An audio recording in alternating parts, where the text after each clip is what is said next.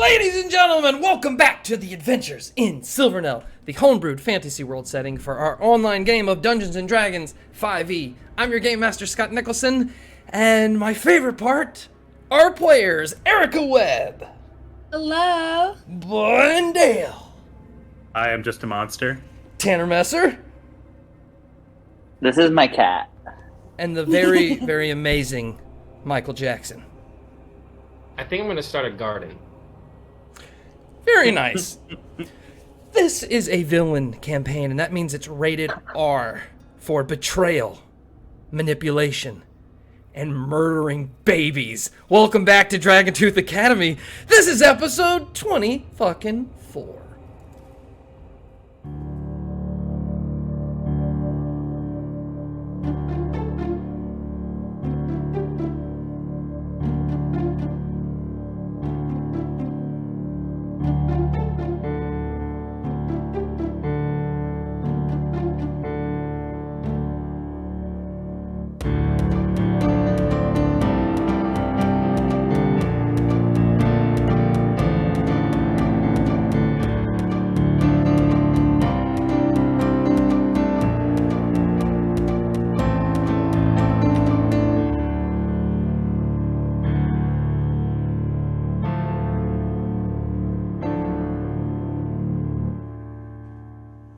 Alright everybody, welcome back. To everybody who's watching us tonight on Twitch, don't forget you can use your channel points, known as Rooter points. You can use those to make stuff happen in the game. I would recommend staying away from adding a random problem in Bognak. He will explode soon. So anything else, just spam it into the chat. If you're watching us on YouTube or Facebook, thank you so much. Please comment, share, and like. We will not see it till after, but we will comment back, and we will say hello. Alright, are you ready, players? Hello.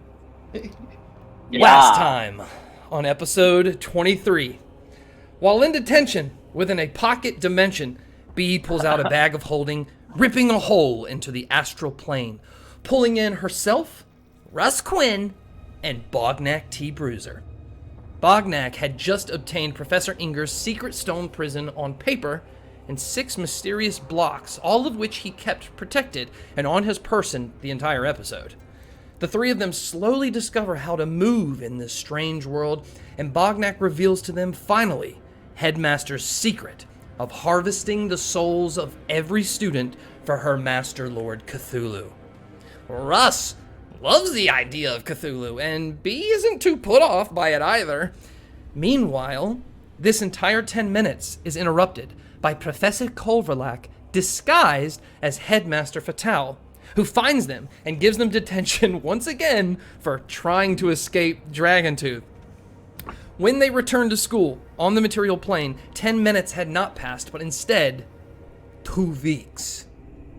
In those weeks, Umi and Penny went to class, rehearsal, student watch, and Dragon's Gauntlet practice. Penny aids Professor Sazmath with his blown-up right side as he tries to persuade her to get rid of the squad to gain favor with Headmaster Fatale. They begin a small alliance, but he refuses to give up the delivery from the store that belongs to Professor Trebles. When the squad reunites over the 2 weeks, Bognak emits Esper gas too close to Professor Culverlack and causes him to explode in front of the entire student body. Professor Eveningplum brings Bognak aside and tells him tomorrow morning he will be shown to Headmaster and he must try his best to persuade her not to kill him for killing Culverlack. Meanwhile, Eveningplum and his newest ally, Umi, team up to use Bognak to gain Umi more clout with Headmaster Fatale. Eveningplum seems to be plotting something big. Bognak takes Culverlack's class tickets and opens up Komapa to find 15 magical items. At the same time, the new school sirens go off, entering the entire building into a practice attack of heroes. A spider web of relationships slowly reveals itself one by one. Allies have formed, lovers have connected, betrayals are kept secret, power has been given and taken. Let us see if our players get caught in the web, or perhaps escape it as the baddest motherfucking villains this planet has ever seen. You hear the alarm blaring. Professor Trebles shouts over the alarm to all the students. Everybody's at death's door. It's still closed. Professor Eveningplum opens death's door wide open, and you see before you 2 massive turret guns, currently controlled by 2 dinner demons. The entire floor is covered in these black stones, and the walls have been torn down, and all it is the red anti-magic, leaving you able to see out in every direction of the ocean with the whirlpools. And as all the students just peek their head up and look at this amazing new addition to the school, we're going to slide over back to the discovery of Bognak T. Bruiser in front of the Mimic Komapa, wide open, with 15 magical legendary items, each with a little name tag in front that says what it is and what it does. So I ask you now, Bognak, what do you want? All of it. I've just emptied all into my bag.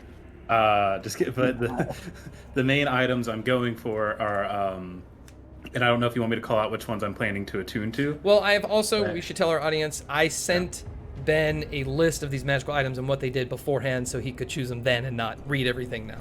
Yeah, because I'm sure everybody loves an episode where I'm sitting like, oh, this is cool. Oh, yeah. I love It's it. to myself, not reading anything out loud. I will say there's a potion of permanent clairvoyance that allows somebody to cast the clairvoyance spell, like at will, basically all the time. So I just You basically just popped learn that it. immediately. Yeah, I just popped that immediately. Wow. Cool. Throw that away. Shatters on the floor behind you. So now you know clairvoyance. That's awesome. Then I'm going to go for something that Penny saw in the very, very first or second episode of Dragontooth, because I told Scott I wanted Shang-Chi rings, which are basically the rings of Xingwu, I think it is. Yeah. Well, So, in Chi-Wu's Silvernell, ring. Yeah. what is it? It's the Chi-Wu's 10 rings. yeah, she woos 10 rings. Chi-Wu's 10 rings. Yeah. So, I'm gonna definitely highlight those. So yeah, you take that potion, throw it back, and it shatters. You feel clairvoyance rise through your body as you stick your arms out, and these rings appear on. You're still not attuned yet, but they went to you and Right. just stuck on your arms. Cool. And then there's my eye is drawn to this basically tombstone looking thing with a number of names on it. I'm not sure, somewhere between 1 and 10. Okay, so you are yeah. What is the name of the tombstone? That is called Oh, I gotcha. Tombstone of Bakara. Yeah, so it's a big mossy tombstone, maybe about 2 feet by 3 or 4 feet high, and it just looks like a tombstone that's carved in the back to be like a shield with a strap on it. And he can see this. You'll be able to do things with human souls after they die. They basically go into the shield, and he can use them for things. But we need to roll right now because on the front there are inscribed names. And those names are what he uses when he catches souls to do stuff with this item. So I need to roll really fast to see how many names are already on there. It's a 1d10. And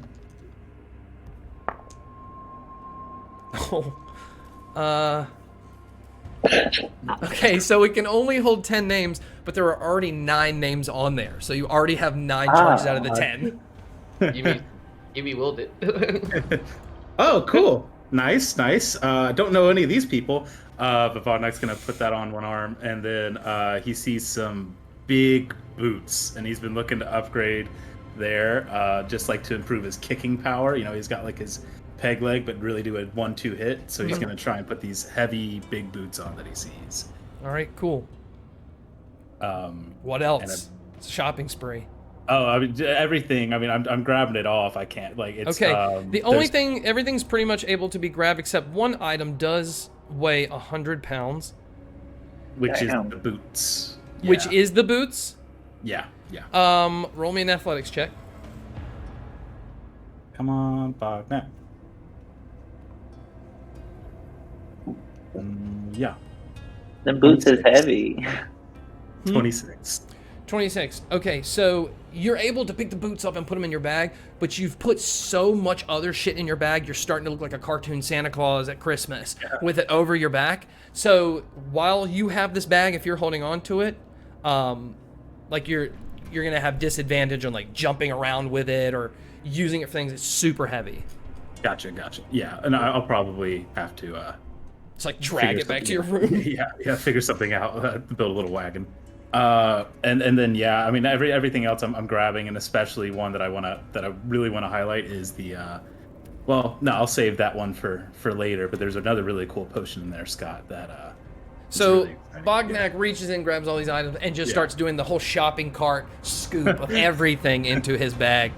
Kamapa's big eyes of the cabinet looking around. Everything's empty. As soon as you pull all those items back, whoosh, whoosh, the door shut. The tongue goes back into the mimic's mouth, and it just turns into a cabinet. Thanks, Kamapa. And Alarms going off. They've been going off constantly. that's probably not for me. I already blew up a teacher. What worse could happen? I don't know what's going on really, so I'm just like, I'll go towards my room, I guess, and drop some of this stuff off. Okay, sure. So, Komapa was actually moved into. Do you know where Gibbles is on the library floor? Yeah, it's on like And the there's- opposite side of the. And yeah, past the- Gibbles is that room that you had that meeting with Eveningplum with the fireplace and the long table. They actually moved Kamapa down there while they were doing construction. And you've been at the school for a couple months during this reconstruction or a couple weeks, but enough time that you would have heard stuff got moved down while they rebuilt it. So you're actually in that room. You're actually not past Death's Door, because this would normally be a past Death's Door. Right. Yeah. So like, Yeah. and all I know is I can't go to Death's Door right now, so I'm just gonna go offload. Basically, I want to go offload stuff so I'm not unencumbered. So like whatever I can. When you yeah. walk out of this room, Gibbles is immediately in front of you, and there's a walkway that goes over the furnace to the other side of the library where the advanced student chambers are. As you turn that way and make your way down there, you see all the way at the end of the room of this library floor the stairs that go up to Death's Door. You see all the students on those stairs. You hear Eveningplum and Trebles yelling what I just told them they were yelling, but they're so focused they don't see you fucking Grinch your way right past Whoville to the advanced student chambers. I have other things to worry about, I'm sure. Yeah, and then I've got some work to do. I guess I'm gonna try and attune to some of these items and get some stuff together and do some reading. All right, you have That's 3 kinda my plan. attunement slots. So what items are you going to attune to tonight when you eventually go to sleep? The boots, Mhm. the rings, and the tombstone shield. Cool. Shield, rings, boots. Yep, Awesome. yep. Well, we're going to go back to the others for a minute because the alarms are blaring. I'll move the map so you guys can see it. As you look up past Eveningplum, you can see the anti-magic field's open. The whole room's kind of pink and red from the light. There's one giant cannon on the other side. There's another giant cannon. And all the way at the end of the room, there's a red teleportation circle that you know is the same one that is used to get into your dorms from your dorm lobby. So you can pretty much guess that's another, if you have access, you can move on there. In the 4 corners, there are these like small rooms with ladders that go up to them, and they are on a rail that goes up and down about 3 floors, because this is very open, and that's where you're going to do student watch. It moves so you can basically see all around the ocean the entire time. But as you're standing there at the Death's Door, Eveningplum is like trying to get people back, and Trebles is going to yell out that these turrets are able to shoot out of the anti-magic field, because as soon as it takes a shot, the anti-magic field kind of like opens up to let it go past, and then it shuts. And so you can see these turrets going up and down and spinning, and the little goblins are like using these big cogs to spin it and aim it. And they're going to tell you, be careful for the void stones. Those big black stones, we're going to add a lot more, so it's okay. You can walk around them pretty easily, but just to let you know, they are from the Neverwhere dimension. They were found in the Expanse. They're very rare, and if you get too close to it, it will suck you into the Neverwhere, and you never want to be there. You're basically dead. And this... Yeah, like These rocks are going to be for Or if like heroes a get into the foot? school, they're trapped here, and we're just going to cover this with stones. So you'll learn over time to be attuned with the stones. But anyways, you don't have time for that. There are literally, as you look out, heroes way out in the distance, just like hovering in the air. One seems to be floating on something very tiny. I'll let you all roll a perception check to see if you can know more. Not you, Ben. Not you. What's my perception? I just had to drop my stuff off. I mean, I can come up. I just had a little. This is happening Trader while you were doing that. I had a little I got Trader a Joe's haul. 14. If he did not notice shit off of that roll, I'll go ahead and say it myself. Yeah, I think Penny's also looking around. I got a 2 on the dice, so But I Yumi got a 24. 14. Oh, 14? 14. Yeah, not they good. just look like shadowy figures way off in the distance above the whirlpools. Oh my god, flies. Trevels is going to call out, I need volunteers to take over for the turrets. Immediately, Prachita's going to bust through the crowd to the front and look back. And I guess a few students are going to raise their hand to go. She's going to say, this is quite dangerous. And these two, you will do, let's see what their names are. Thokrenin Flash Shoulder. You can come up here, and Prachita. Very good. Actually, Prachita, why don't you wait back for a second? I think Thokrenin needs to go with his sister, Nadi. Nadi, Lynn, Flash Shoulder, up here. Okay, Nadi and Thokrenin, I need you to go take over the turrets. Nadi and Thokrenin, these dwarven, big, strong brother and sister, look very similar. Yeah, boom, high five, and start looking at the turret, looking at the void stones, but there's enough path of void stones, so they're able to just walk forward. Prachita, you just hear just starts growling at Professor Trevels. Through the mask, you hear, "Why? I need to go first. I want to learn these turrets because I want to fuck every hero over in the world." Okay, Prachita, just wait a second. I have no time to wait. Prachita's gonna run forward with this mask. You see steam coming out as the arms start, like, lightning sparks are on the side. Run in between Nadi and Thokrenin and just, like, shove them with their shoulders. They're both gonna fly to the sides, hit void stones, suck right into the stones, and are gone.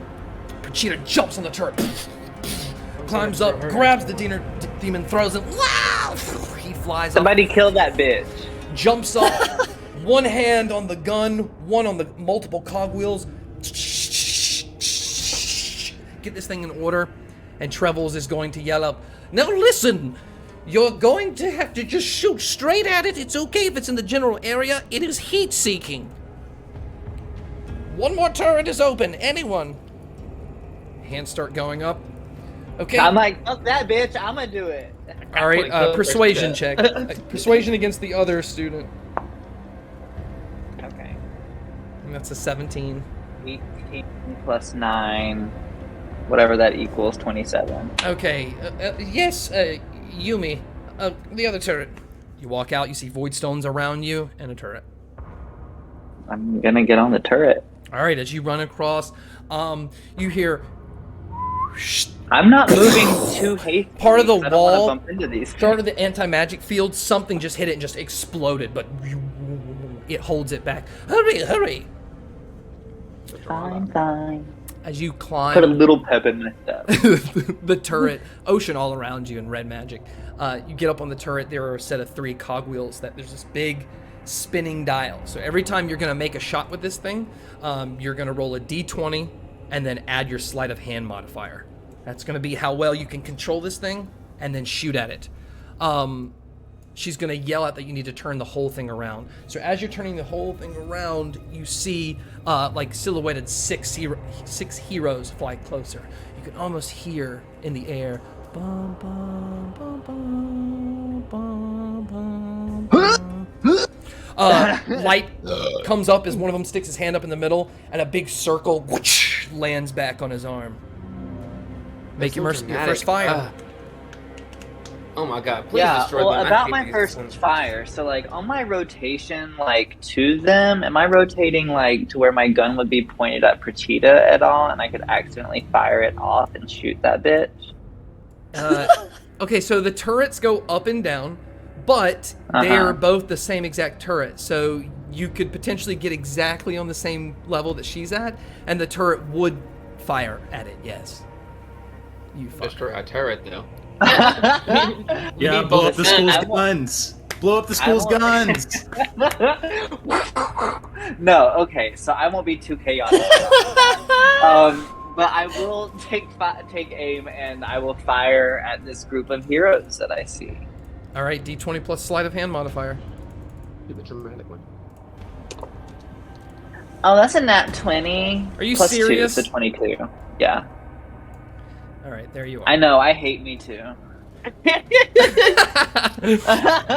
Okay, yeah, you shoot this big blast. There are these big fans of magic on the sides of this I turret. shoot it so good. Sparks up, the magic joins together on the cannon, and shoots a big blast. You see the anti-magic wall move out of the way. The biggest blast. Flies way off into the distance. One of them jumps up in the air, and you see this pose of like, just like these things start going at the blast and explodes like right before them, and one of them flies off and just lands in the whirlpool, and you see the other ones kind of go around it. And then You thought, bitch. wildly shots from Prachita are going off, doosh, doosh, doosh, doosh, flying off the distance. Pew, pew. Stormtrooper must be on this thing. Nothing's hitting. Pew, pew, pew. Dumb bitch. I look so much better than her. Trevels runs up, looks at the anti-magic field, kind of like dancing around void stones, way out into the ocean. Very good, Yumi. Quite impressive. Cheetah, get the fuck down. Yumi should teach you something. All right, everyone back downstairs. I think that'll hold them off. All right, Prachita's gonna jump down and just stand in your way. Steam. Does she? Be humble.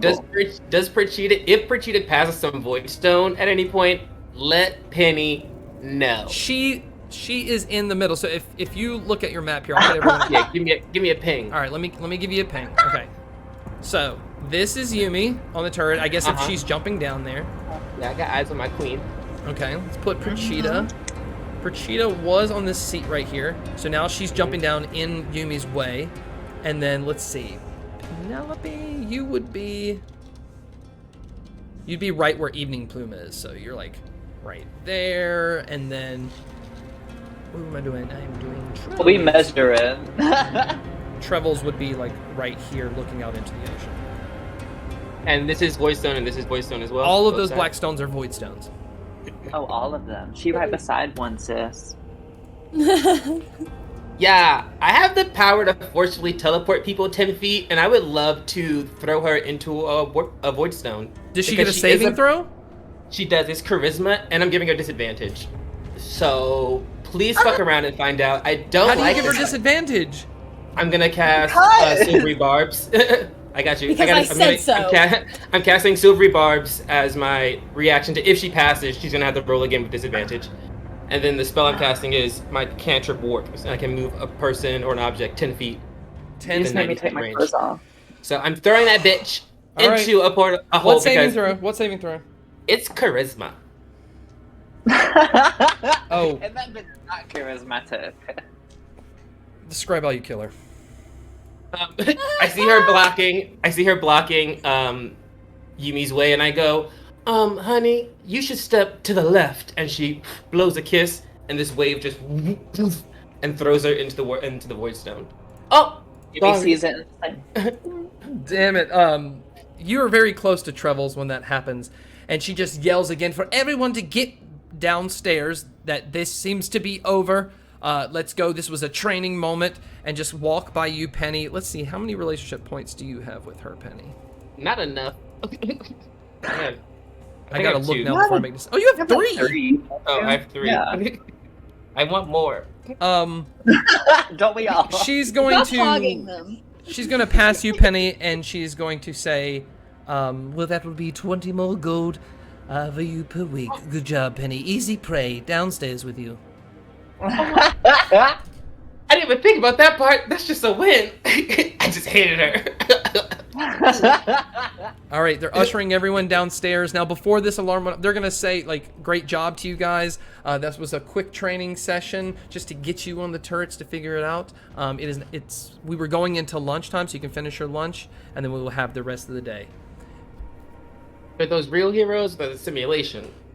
Are they just going to kill them? And he's just... Are you asking that? Yeah, she's just trying to discern, like, if that was, like, a if those were real villains or if it's a simulation of some sort. Just for gun testing.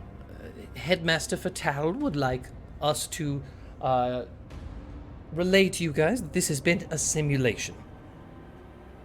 Can I do an insight check on that bitch? Yes, you may. I've seen that movie. Go ahead and add Yeah. advantage because I know Of Penny's course. trying. Of course. 25. She's fucking lying.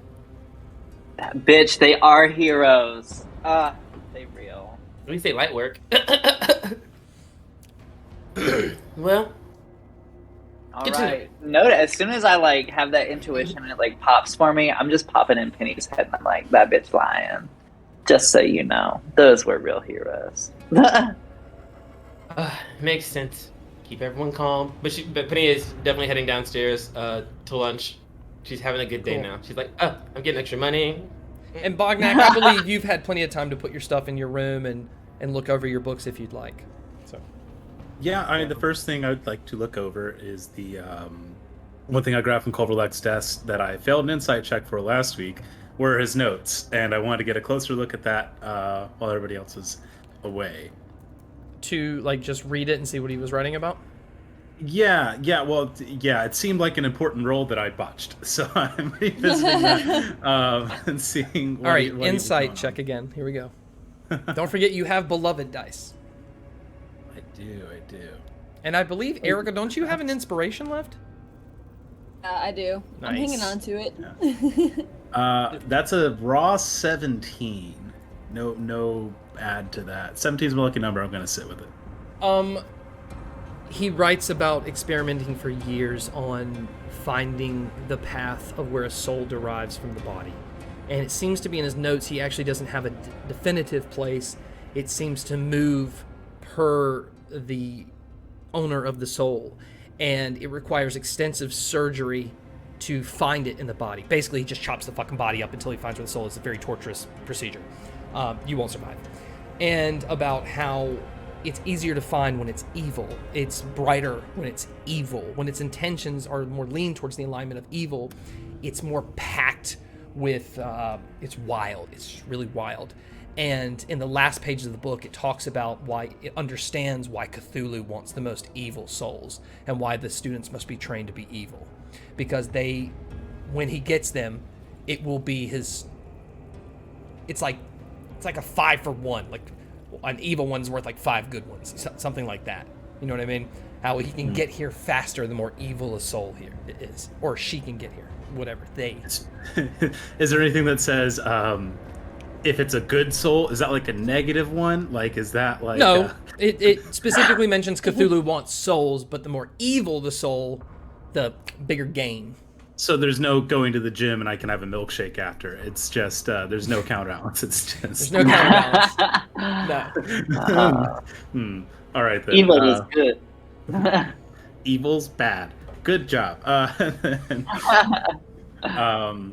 Wrong campaign. Yeah, wrong Next wrong one. campaign, You guys fuck everything up. Yeah. And I've still got like some of that stuff with me.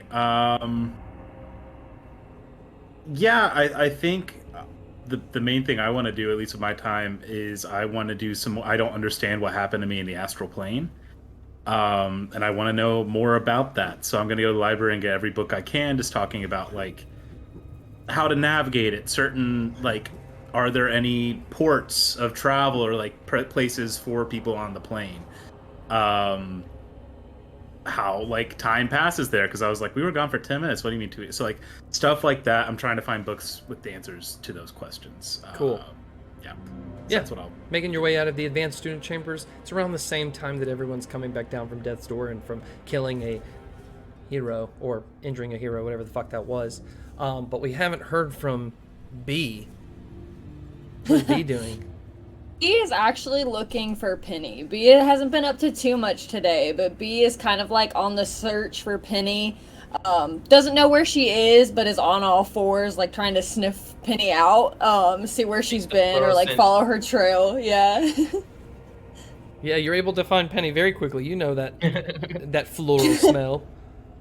Of course, like, That's- per, how B typically is, I crawl up to Penny, just stand up and, like, tug on Penny a little bit. Don't even say anything, I just give, like, a little tug to get Penny's attention. Oh, hey, long time no see. You were off in the wherever you go when you're not around. The void. It's detention again for some reason. They just keep putting me in there. I don't even understand what I did this time. I thought we were supposed to be evil. Like, why am I getting punished for, like, doing bad things? I don't know. It doesn't make sense. I feel like I should get detention if I do something good. Anyways, that's not here what I'm, like, here to talk to you about. So, That's right. I know, like, now. yeah, right? I mean, Logic. so you, like, you're in a relationship, right? With Morton Zhao and Cleonile. They're like your boyfriends and your girlfriends, right? Mm-hmm. Have you guys made dinosaurs yet? Oh man. Well, I don't know much about dinosaurs, but we do have a baby Telunkin in our room. Oh. Maybe that's how you guys do it. Because I was talking to Russ, and Russ told me that, when they're, like, you're, like, a boyfriend and a girlfriend, you like each other, like, you're supposed to make dinosaurs together after. I'm gonna have to mute myself. He's trying to cross-pollinate. Well, I guess, do you like Russ? Yeah. And, I mean, you're the smartest person I know around here, and I know that you've probably made dinosaurs with people, too, so I just wanted to ask you about it, because I've never made dinosaurs. I just make dinosaurs kill each other. Well, I think, maybe make dinosaurs is code for something else, but I think I have made dinosaurs with a few people, but I couldn't say for certain. Okay, well, you'll have to tell me more about that later. Like, maybe after class sometime we could talk about it. Maybe you can tell me how you make dinosaurs with the other people. Yeah, I can show you how I made baby Toby. B just gives like a thumbs up and then gets on all fours again and like crawls away back to wherever the hell she came from before. You're just gonna have B spreading manure across the bed, like, yeah, this is how we make a baby Tolvi. Hey, do what you gotta do. That's right. Right? Okay. Meanwhile, Russ has made his way towards the library. He sees Bognak kind of like moving around. Russ is just kind of getting his bearings, like, who the fuck touched my books while I was gone for 2 weeks? Oh, hey, Bognak. Oh, hey, bud. Before we start this conversation, Russ knows to stay 10 feet away from me. Yeah. He's fully aware, okay? Yeah. So keep a distance. Anyway, I was hoping. Do you know anything about the plane we were on before? If there's any books about it that we can find, I really want to study up on it. I mean, that's a good idea. Yeah, I mean, that's how I knew about the, wanting to move. Yeah, let me see where it is. Give me a moment. Yeah, specifically places to move or like. Okay, I found 2 books. One was, it doesn't have an author, it's unknown, but it's like a diary about traveling through the astral plane. And the other one is a book on Githyankies, which are I'm not sure, they like live in there or something. I guess that's what's in the book, I don't remember. Which one do you want? I'll take the other and I'll read it while you read that one. Yeah, just let me know what you find. I'll read about I'll take the untitled one. I like a little mystery. Okay, the diary? Sure, you take that one. Yeah. Also, make sure to stay away from me, and when B eventually comes over here, just, stay the fuck away from her too, because Is that like a... Well, no, you don't have to worry about B. B's safe around me. It's all good. Oh, she's got the anti-stuff. Okay. No, she just can't. Everybody's just, we were all... The reason I can do this is because the way we got brought to the school, and our bodies absorbed it. So shit. My body just spits it out. Yeah, I went through some changes. Well, I mean, if you stick around for a long time around B and me, then maybe I should, soak in that stuff too. No. Yeah. No. Yeah. No. He should. I don't know why, but I feel like a little bitch is talking somewhere. just a weird thought. Weird feeling. I drank this potion earlier and I hear it too. What the hell? What the fuck is We got going the on? thoughts going just for Russ. I keep hearing voices. I just want to spit. Yeah, I'll take the diary, and I'll just be like, look, if you want to look up something to stop Esperock, I've been looking for that, and that's what causes it. So, Esperox. yeah, put that but in my hey, notes. again, this is our secret, by the way. You're the only person I've told about this, so I'm trusting you, Russ. All right. As you go to your diary about the travels through the astral plane, Russ will take the book about the Githyanki and read it, and you can spend the lunch period or however long you want researching it. So as you read it, go ahead and roll me an insight check. Bognak. Natural 19. Natural 19. I'm getting too many good rolls in the Yo. research So stuff. specifically, you're just looking for like those small chunks of other dimensions that are in that? Yeah, places names? to go, places of interest within there. So it's like, oh, now it's not just like I want to go to that rock. What languages do you speak, by the way? Abyssal, Common, Dwarvish. Abyssal Common. Okay. This is definitely written in Celestial, but there is a section towards the back that is not. It was like an addition. It looks like whoever wrote the diary, like either the same person with a different gel pen later or another writer wrote in it.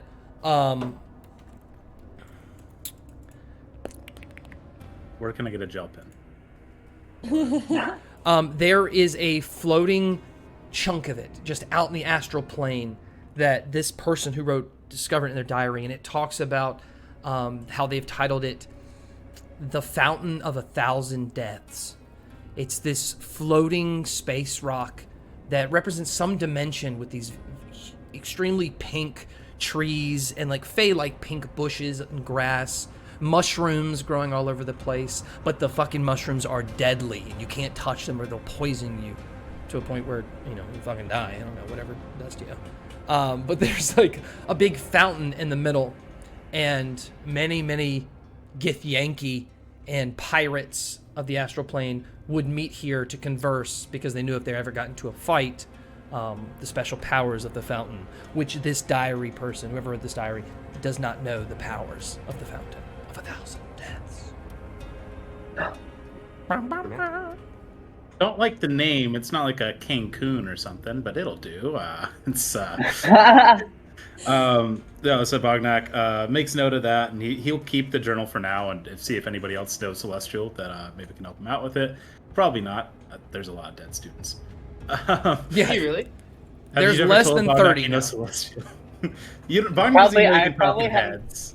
Yeah, Bognak probably does not know that I can speak Celestial. That's just a random thing to be able to do. Yeah. So I'll just be like, cool. I'll ask Russ what he found about the Githyanki then, I guess. Okay, so he learned that the Githyanki are...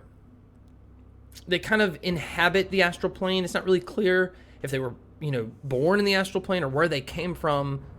Well, it tells where they came from, but it's some far off dimension somewhere, whatever, where they were imprisoned and enslaved and tortured by Cthulhu, and they've come to the astral plane in a way to keep Cthulhu out of other planes of existence and for their own freedom, because one of the easiest ways to travel between planes is the astral plane. You don't want to go through the ethereal plane because you could get lost in the etherealness forever, so to speak, without direction. So astral plane's the clearest. If you know where it is, you can go.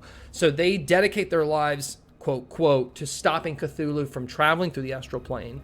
But it actually details how Cthulhu has stopped trying to go through the astral plane, and now the Githyanki have just taken over as like pirates of people who are traveling through, because it's basically like an airport of planes because of how risky with the time dilation, whatever you're going to get. But so there's just pirates. Now, don't imagine like hats, swords, like, arr. Imagine more like, you've been there. You can move with just the thought of what you want. And it's very fast. So you're talking about like electrical lights and a circuit board kind of pirates that come up on you and attack. Gotcha. Cool. Yeah. So you got to be on your guard at all times. Amen, sister. And you mentioned the time dilation. Was there anything about that at all? Yes, that the time dilation is. You learn this in the diary towards the end that it was devastating for that person because they went in and spent what they thought was like a day and a half, and like it was like 40 years that passed in the Jesus material plane Christ. when they got back. Jesus. That it's very wild. And I will tell you what I do is when you go, anytime anyone ever goes into the astral plane, I'll roll a d20. If it's a 10 or 11, it's the exact same time. Anything before 10, time goes really, really slow. So like if you're there, a lot of time is going to pass in the material plane because your time's super slow. If you roll above 11, time's really, really fast. So you might spend 2 years in there and it's been 2 minutes out in the material plane. So basically 10 is the same, 11 or above is a speed run. 10 and 11 is the same. 10 and 11. Gotcha. Okay. And then 9 and below, all of my loved ones will die. Yep. Well, Yeah. It's cool, like cool. heroin, and then Not if you you're do a dwarf. crack on the other end. I got Yep. time. So you basically want 10 or above. Basically want 10 or above. Yes. Very, very good. Good to know. All right. Thanks for that, Russ. I appreciate you, man. I'm gonna try and drop off some books free in the morning. I've got a big day tomorrow, and well, yeah, after this Culverlax stuff, we'll see what happens to me, huh? Yeah, good luck with that. You're probably gonna get killed. Yeah. Wouldn't be the first time, would it? Oh, that's right. Maybe you can come back as like full robot this time. Inger's gone. I don't think that's gonna happen. Well, I guess maybe. You never know. Sazmath could maybe make me a robot, and then I'm just gonna talk to Russ about robots for a little bit. Then. Oh, I want to make it crystal clear. I don't know shit about robots. You're gonna have to talk to Shadow Fucker, whoever his name is. What about Robot Dinosaur? Well, that'd be fucking awesome, but I don't know. I've never heard of that. It's like you never heard of a robot dwarf, had you? No, I've never heard of that either. You know one of those? No, but you can write one. I've seen you. You can pop stuff out of a book any instant. You're a great writer, Russ. Oh, I mean, I know, but my book is more of like a manifesto of how I'm going to kill everything and lead the dinosaurs into the new world. Ah, Yeah. It's not make-believe, Bognak. It's a prediction. It's a promise. all right. Well, when you do that, save me a robot dinosaur, or don't kill me. I don't care either one. Well, you're friends with B, so you go on a list. Am I not your friend? I mean, you're my friend too, but, Okay. you know, if you don't like dinosaurs, there's no place for you in the new world. Oh no, I fuck with dinosaurs. They're cool. I like dinosaurs. Then, yeah, we're friends. Cool. Bognak, we're chill, bro. He's gonna put out his fist like 15 feet away from you. I do my 10 reach arm and just. You notice for the first time ever this like secretion of mist around you that you like feel like you see for a second, but it's very tinily faint. Like when you catch like heat off a road or something, it's like I just begin waving my arm. yeah. Nope. Yeah. Gotta go. And I'll leave after that. The alarm will go off for lunch. Lunch is now over. It is you have to go to set design, and it's Dragon Gauntlet. Is there anybody in charge of set design right now? Because I blew up Culverlax. Oh, Roshk is in charge of that. Oh, that's right. Yes. And I will say, before we get to, well, let me go to someone else, and then we'll come back to you. All right. Yeah, that's So fine. we're going into Dragon's Gauntlet. If you are not in Dragon's Gauntlet, I think you all are in Dragon's Gauntlet. Never mind. I think we all are. All right, what do you want to I do? think Yumi's the Yeah. new team captain. I was about to say, so I'm gonna like get the team practice and everything, Mhm. and then I'm just gonna like propose to the team that I'm their new captain. Like they saw what happened earlier today. Pratita got turned into a little fucking bitch because Pratita was a little fucking bitch, and did great. So I should be their captain. To set the scene, you stand there, and the only person alive left is you and Skazi, because Prachita just died, and Throkren and Flash Shoulder was pushed into a void stone. So it's just a little small mouse girl who's like bright red is staring up at you as you just talk above her to everyone. Roller persuasion to Skazi. I'm gonna do it. I crit failed. No, I think I should do it. No. Okay, bitch, I'll follow your direction then. Let's see how that goes. Well, luckily, it's okay that 2 people died because the teams are of 4 and 1 person doesn't play. It's like you decide per the game, like whatever. So we're only really down So it's 1. like, oh my god, you're so, like, that's a genius way to think about it. Thanks. I have a boyfriend, so nothing's gonna happen between us. I would hope not. I just want to like set the groundworks because They could die. my like whole villain thing is that like I'm fucking hot and then I fuck people and kill them. So. Oh, so we think we're hot. But you're on my That's what your team, villain so thing is. I just want to make sure you understand that I don't find you attractive whatsoever, yeah. and I'm not going to do anything with you. So I just want to set the record straight that we are not going to be having sex. I He's just gonna wanna have no set the record team. straight and let you know I am so Inside fucking picture? glad that we will never be having sex ever in your lifetime, in my lifetime. Perfect. You know, This is I convenient hope for your you that you lifetime want isn't this. that long. Yeah. I This love is, Huh? the sexual Good. tension. I'm great. I'm glad you can meet up to my expectations. Okay, well, let's get practicing. But this is an enemies to lovers arc. All right. Enemies to frenemies. They hate fuck each other and just like, ah. All right, Yeah, literally. Penelope Flora leads her crew of Mortenzal, Byron, Larendell, and Egwin. Yeah, we're all here. We're all accounted for. Yeah, everyone's there. This is good. Yeah, they're Yeah. chill. You're the captain. They've got to listen to you. Yeah, Penny will kind of go through each of the types of game. It's like a storm going on outside my house. It's Me kinda too. loud. She's gonna go through each type of game, and she's gonna kind of go through like how she thinks each of them would best suit like their like a tactic to the game, Mhm. so that way they can get the most points. Because she don't want to be a team of losers. Cool. So yeah. Well, She's as gonna the go try team and break captain, into- whenever you enter the game and everyone starts on their main platforms against each other, you will decide the formation. Ooh. Only 3 players will play during a game, so you can Let's write it choose down. the best option. But as the team captain, you can decide where they start. Got it. And before we go further, the team barrel horn is Cassia Robati. She's standing up there. Kogoth is now dead, so it's just Finnegan, Ryger, and B. Cassia is going to tell you guys that, like, don't worry, things are going to be great. They have managed to secure, through one of their professor allies, a great spot for us all to practice tonight, which is in the amphitheater while they're working on the set. We've got some real phase spiders, and we're going to get some real action, if that's cool with you guys. He's not listening.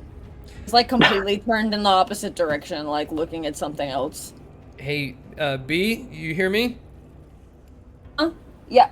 Got it, sure. And like turns back around. Cool. He's going to walk over to the team Valorgrim to Penny and be like, Penny, I just want to let you know if you want to have a sparring with our teams, we've secured the amphitheater thanks to Professor Roshk, who I'm good allies with. So while they're working on the set, we can use the space. Oh well, that sounds amazing. Yes, I kind of look at the team. We're down.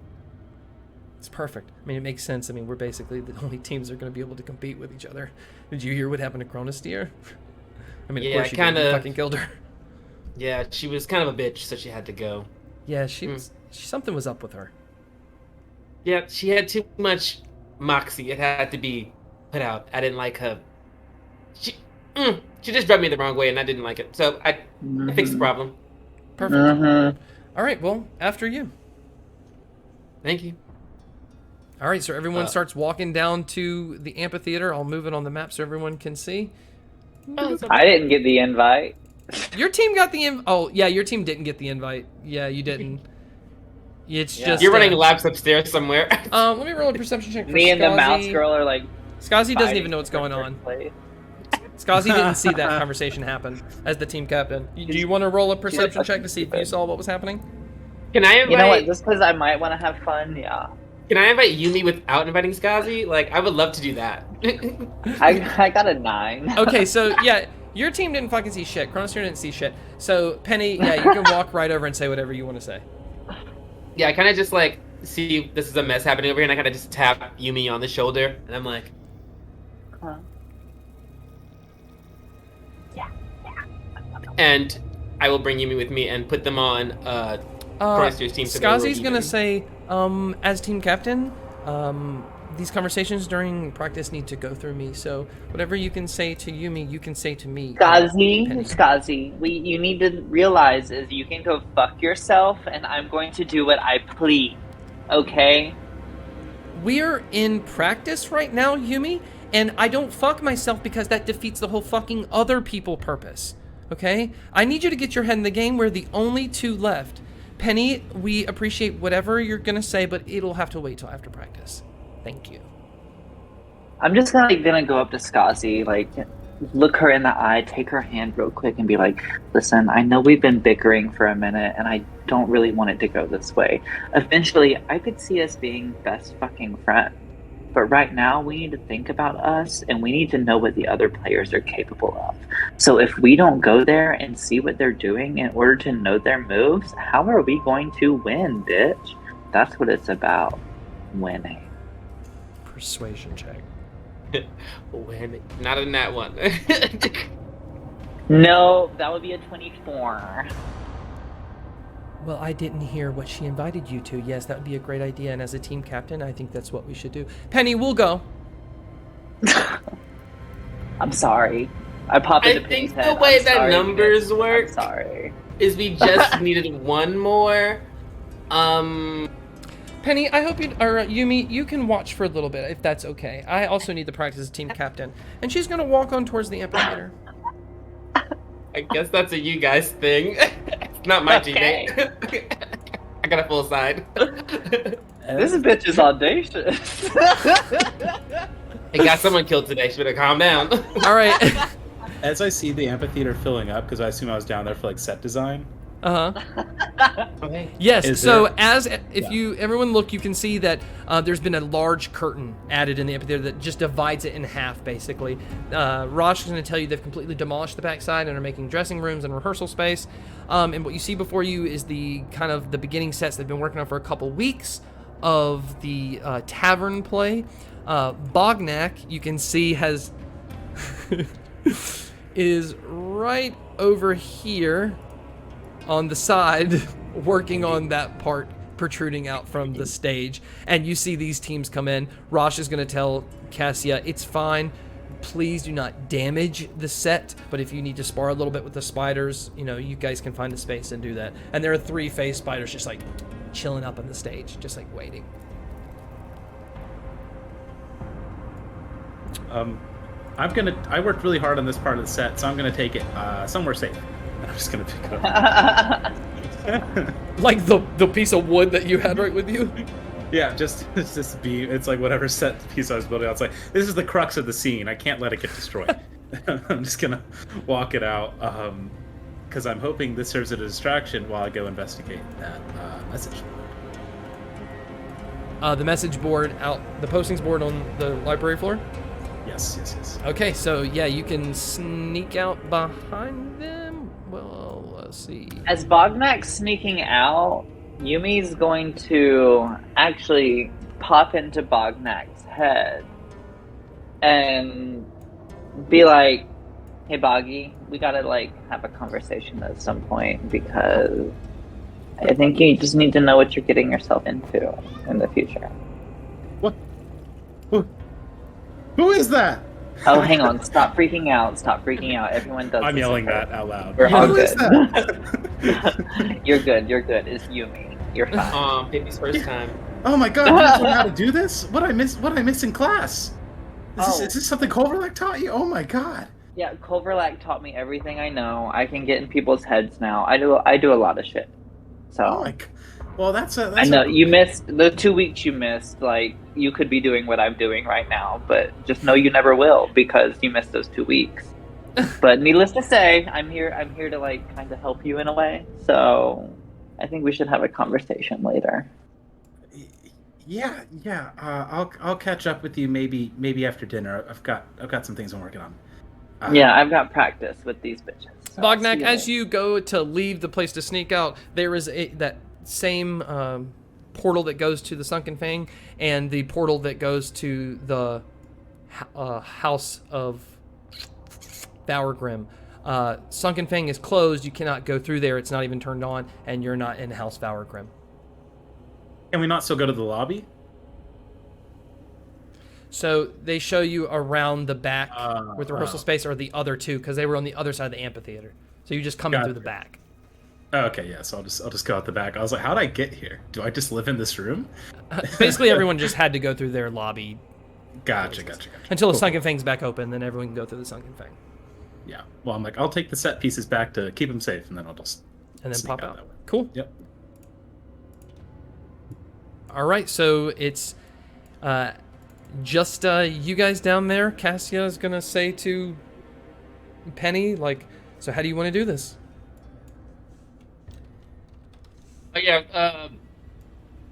What's the easiest one? I guess we'll pick the easiest one to do.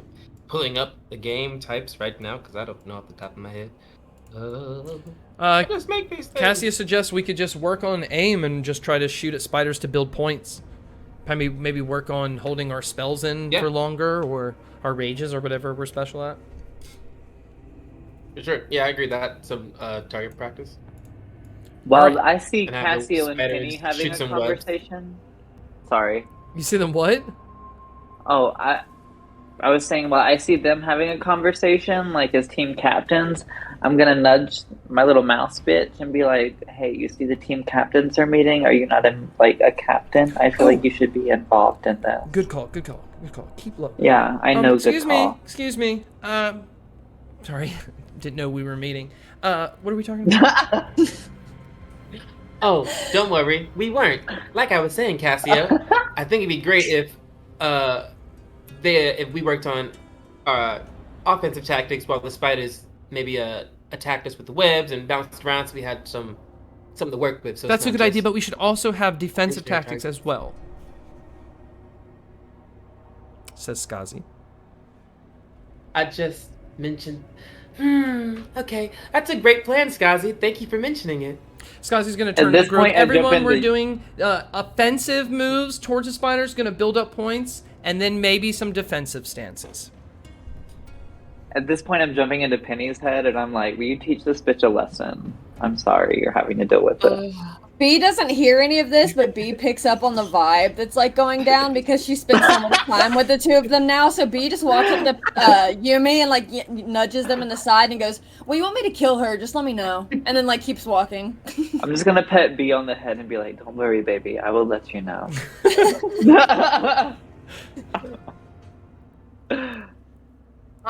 Actually, you know what I think would be fun, Skazi? Maybe we should do some since there's 4 and 4, we can do some one-on-one sparring so that we can get offensive and defensive in. How does that sound? I think you and I should go first. We will be great examples, and I can show them through my strength what I can do. That sounds so fun. Let's do it. Perfect. All right, everyone can just sit down. This might be just very shortly. Penny is going to experience my wrath. Penny, may I ask you for your consent at the beginning? How do you feel about intercourse? Excuse me? We'll see how close you get, and then we'll figure it out. My villain abilities come through that. So Oh, I've heard. I like to I've keep my enemies already meat. spoken to Roshk, and Roshk, are we allowed to mate with the spiders? What Hello? on earth are you talking about, you rat woman? There's a I pop misunderstanding. back into Penny's head, and I'm like, "Wait a minute. I might want to going keep on? her alive."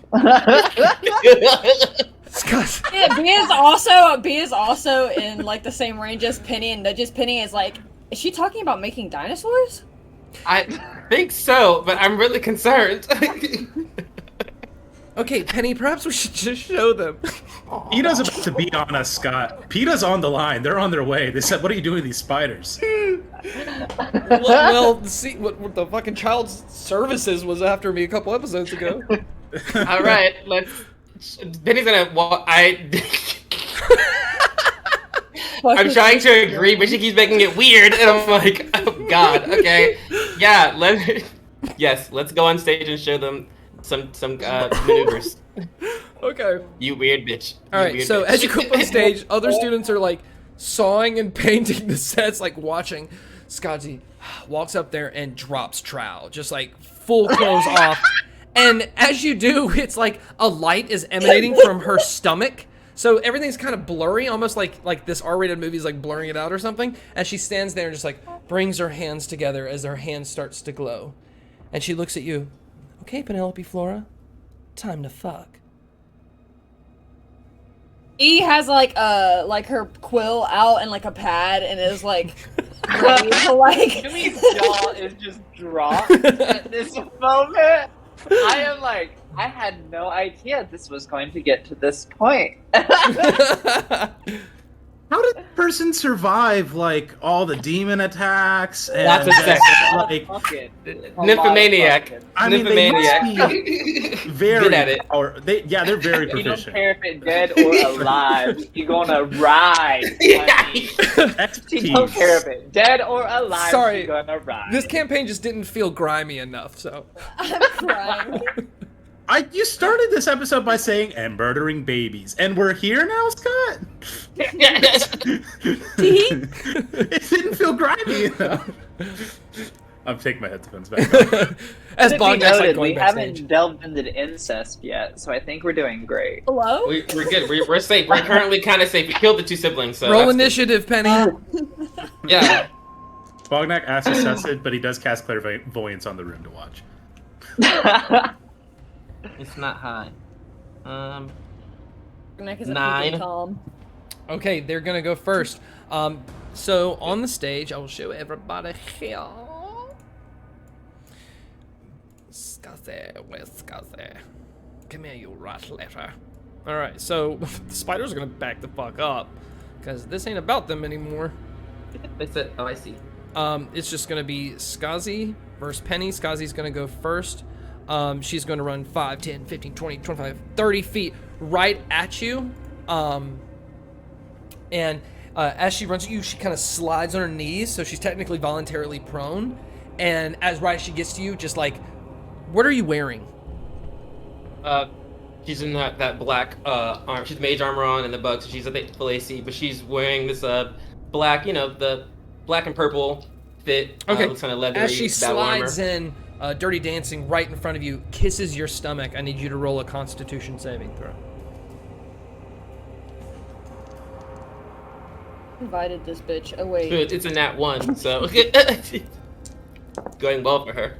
All right, you're gonna take 10 points of psychic damage as you just see flashes in your mind of Skazi kissing you all over.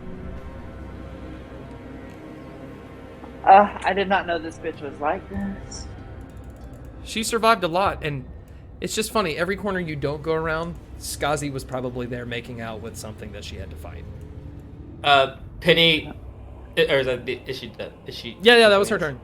Yeah. Penny uses her reaction. She points at her and she casts Hellish Rebuke. So she needs to make me a dexterity saving throw. That's be a 10. All right, 3rd level. Fuck a bitch up. I said, please. I didn't do that great. 22 points of damage, fire damage. Oh my god.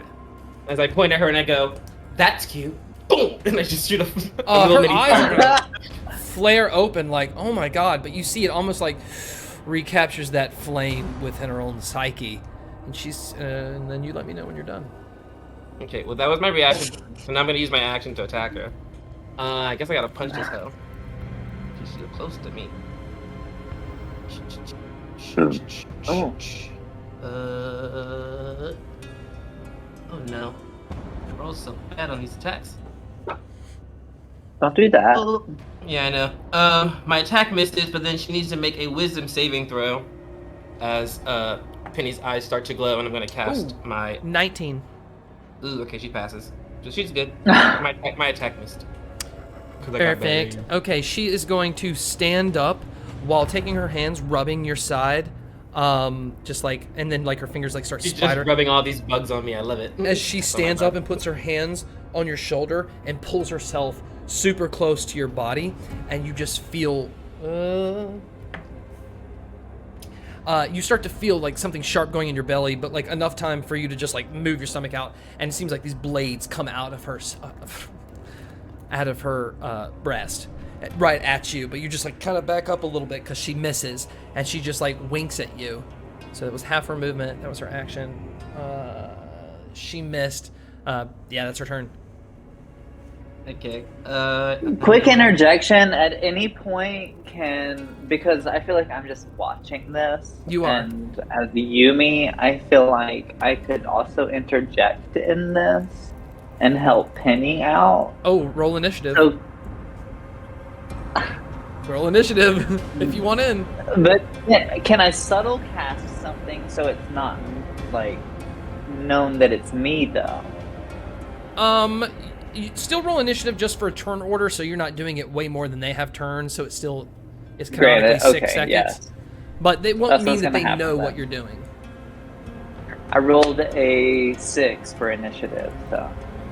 And what did you roll, Penny? Penny got something so low. Yeah, I think so it it'll was- be Skazi just went, and she was above Penny, so now Penny will go and then Yumi. So it'll go Skazi, Penny, Yumi. Okay. So That's I fine. rolled. So Penny comes up. She's like doing all this weird dancing on me stuff. She's like touching my butt. I love it. And I kind of like come around with her my shadow hand and grab her face. It's a 24 to hit, and I do Ooh! 9 points of necrotic damage as I start to Oh, like good. like punch her in the face, and I'm just like start pulling energy into my hand, and I'm like, you're cute, throw but you're hands, not too? that cute. Okay. And then that's my attack, and then I'm going to try to give her disadvantage again, so she needs to make another wisdom saving throw. Bonus action. 15? 15 to save, so yeah. Boom, right on the number she saves. She's killer. Yumi. Alright.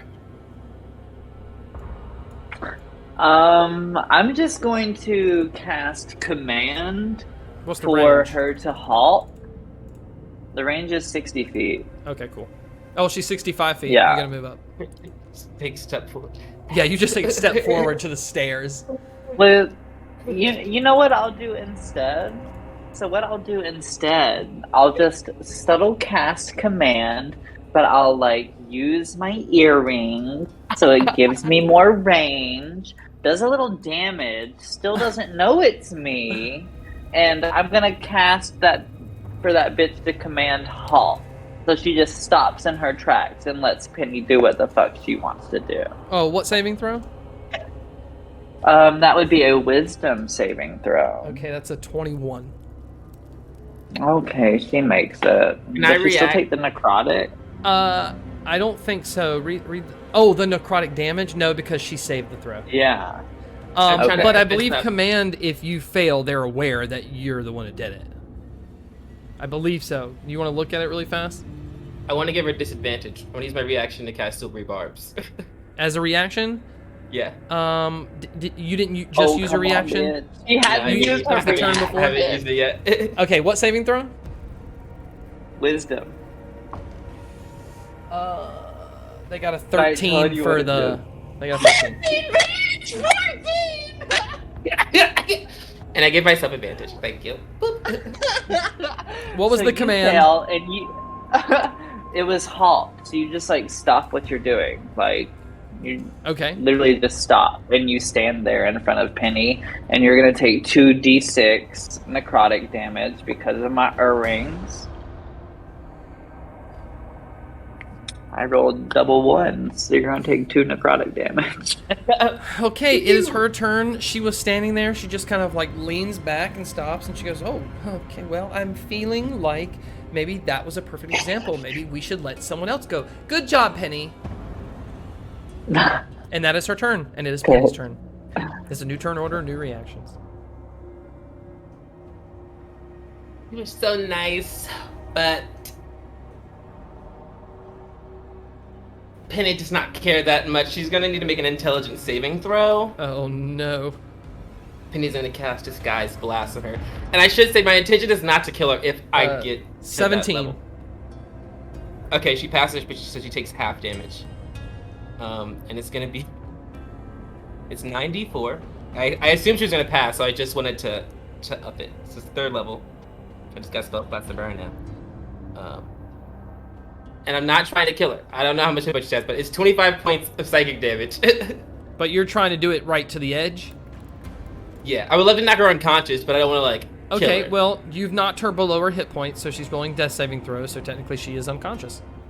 Okay, so I go, she says that, and I go, sounds good, sounds good, game's over, and I flip my hair, and she sees a bunch of moths fly out and start attacking her, and she falls down, and I'm like, oh no! Falls down. Everyone just Dumb starts bitch. clapping. Thank you. And I'll walk over and I will good berry, and I'll put it in her mouth, give her 1 fucking hit point. She wakes up. Oh my gosh. That's insane that that even happened. Where are my clothes? I don't know, but this wasn't as good as you said it would be, so I'm kind of disappointed, but next time, try again. And Penny steps off the stage. Gain 1 negative relationship point with Skazi. You didn't like And- it? The bell is going to ring for the 2 p.m. rehearsals for the plays, but before that happens, we're going to take a 10-minute bathroom break. So, everybody, Yeah, I feel we will see you in just a second.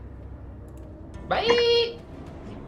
All right, Alex, everybody, get a bottle. welcome back. We filled up our wine, we emptied our bladders, and now we're all gonna die. Yeah. No. At the same time. Just Yes. kidding. But as you leave, it is time for the 2 p.m. rehearsals. But what do you fucking know? The alarm goes off again for the heroes. Except this time an announcement's In going to a come way. over the speaker and say the teachers are required at death's door. Students stay below death's door and enjoy the rest of the day as a free period. You have no rehearsal, you have no student watch, you have no class. It is 2 o'clock, you have 8 hours before it is time to go to sleep. Can I Yeah, they say- are. Go ahead, Brian. Go ahead, I was just gonna say during the fight, I wanted to like sneak up when nobody was around and try and put the note on the door to get into Inger's study. To get in Inger's study? Yeah, because I know I have like the physical note, and I remember what she did before. We saw her put this note on the poster board and it opened it up, right? Like she put it in like a specific spot. Oh, not in her study, on the postings board on the postings board, library. yes, in the yes, library. yes. Oh, I see. Okay. Yeah, you put put it right on the postings board, but nothing happens. It's just got a drawing of a doorway into another dimension. I poke it. It lives. And that's it. Okay. Someone's watching Stranger Things.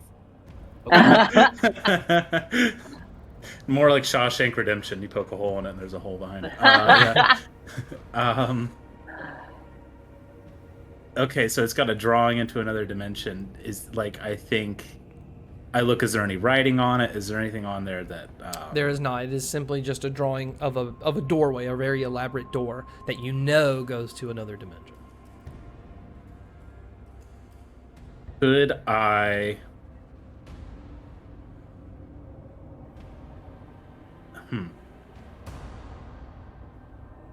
So, like, if I remember anything from the textbook that I was reading beforehand regarding any sort of dimensional door, anything like that, that was in her stuff before I was ripped to the astral plane.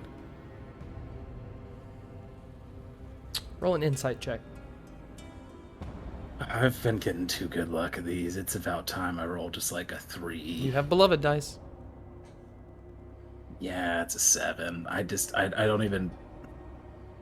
I feel like even if I spin a beloved die on that, I'm not gonna get much out of that. Yeah, there was nothing. You don't remember anything about how to open up this doorway. All you have is what you got from her box. Do the blocks line up in any way with this door? With the door? Okay, so roll an investigation check. I was about to say I cast guidance on myself before. Nope, I already said it. Damn. 16. You do notice that the archway around the doorway on the drawing has those 6 shapes. I line the blocks up in those shapes.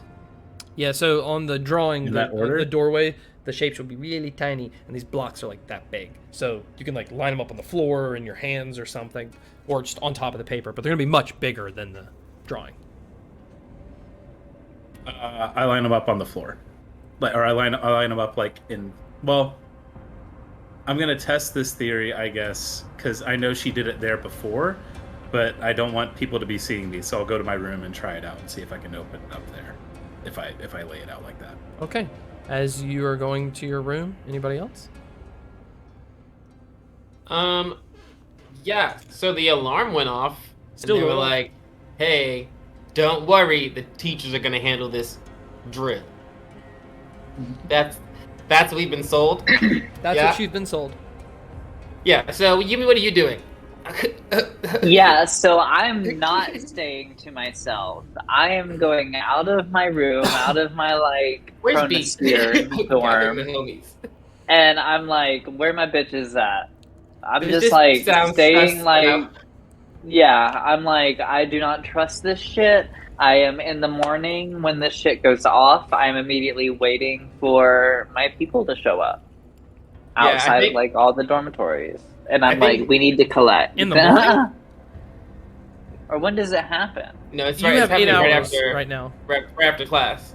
The alarm's going off. Oh, right we after finish class. This thing is Okay, happening. yeah. So I'm immediately just going there, outside where we go to our specific dorms and waiting for the others to The arrive. furnace? Okay. I'm assuming, yeah, in the commons area. I'm already there. B has been sitting there, picking bugs out of her hair. So she's sitting there. Very relaxed B this episode. I like it. Yeah.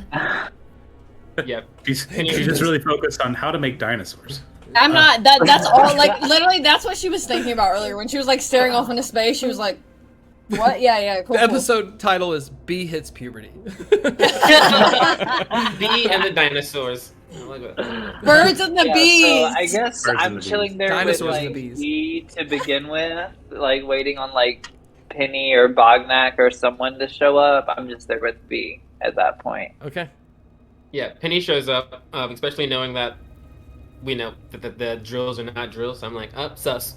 I want to know what's going on. I'm nosy.